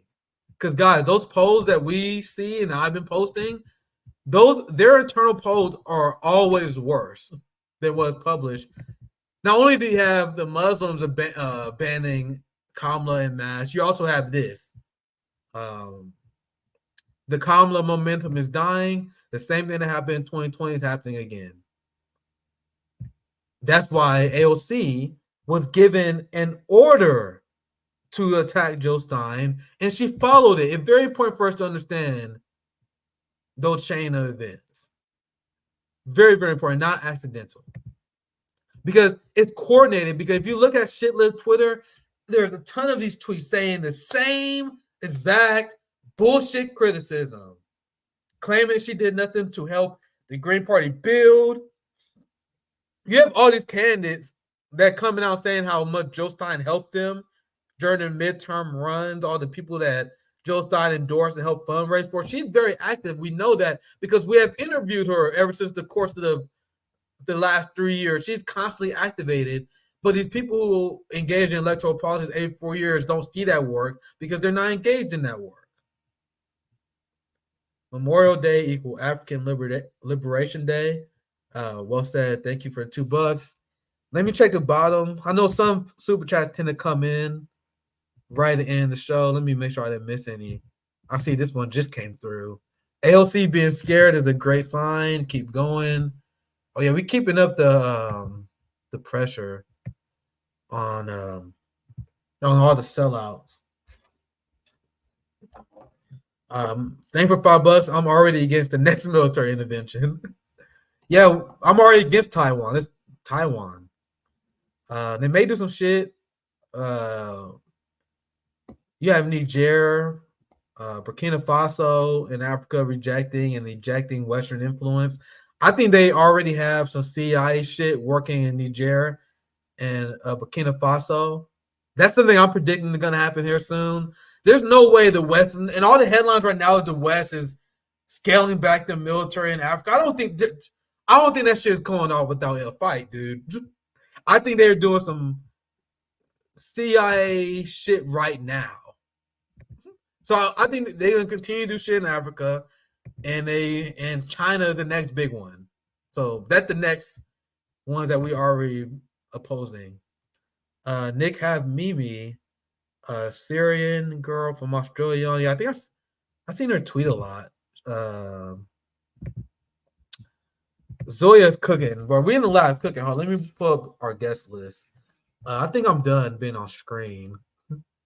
Yeah, I think I'm done being on screen. Let me put my banner up. I'm gonna show what my guest list. But we got hella guests this fucking week. Jesus Christ. Danny Shaw's back. Oh, Jesus. Danny Shaw was just arrested, wasn't he? So Danny Shaw's joining on Wednesday. He was based as hell last time we interviewed him. We have Rachel Blevins. We got a Nick in the evening, Nick at night. We got Nick at night tomorrow with Rachel Blevin, a journalist who worked for Sputnik Radio. Just great overall foreign policy, all that. That's tomorrow evening, Nick at night tomorrow. And Friday, who we got Friday? Oh, and Che Bowles is back. Yeah, that's another person who said that he preferred Trump. So there's all these people who follow U.S. empire. They always tell us the same thing. Che Bowles was another person to say he'd rather see Trump win, which they're not investing in domestic politics. We get it. But isn't that interesting that they view Trump as the least evil internationally? I think that's an interesting data point. But anyway, let's wrap up. We're over 2 hours in. Hopefully you guys enjoyed. JB crashed the stream earlier on. We had fun roasting AOC, exposing Zionism. And then we had the last hour was a lecture, great entertainment, great educational conversation about Ukraine, Russia, and their position on the geopolitical world stage. So we had it all today in this episode. Hope you guys enjoyed the Monday Super Show. Nick at noon live. Nick in the evening tomorrow. Nick at any time. Nick in the morning at Harlan's Media. I was at Harlan's earlier today. Nick in the morning. Nick at any time. You already know. Have a good one, y'all.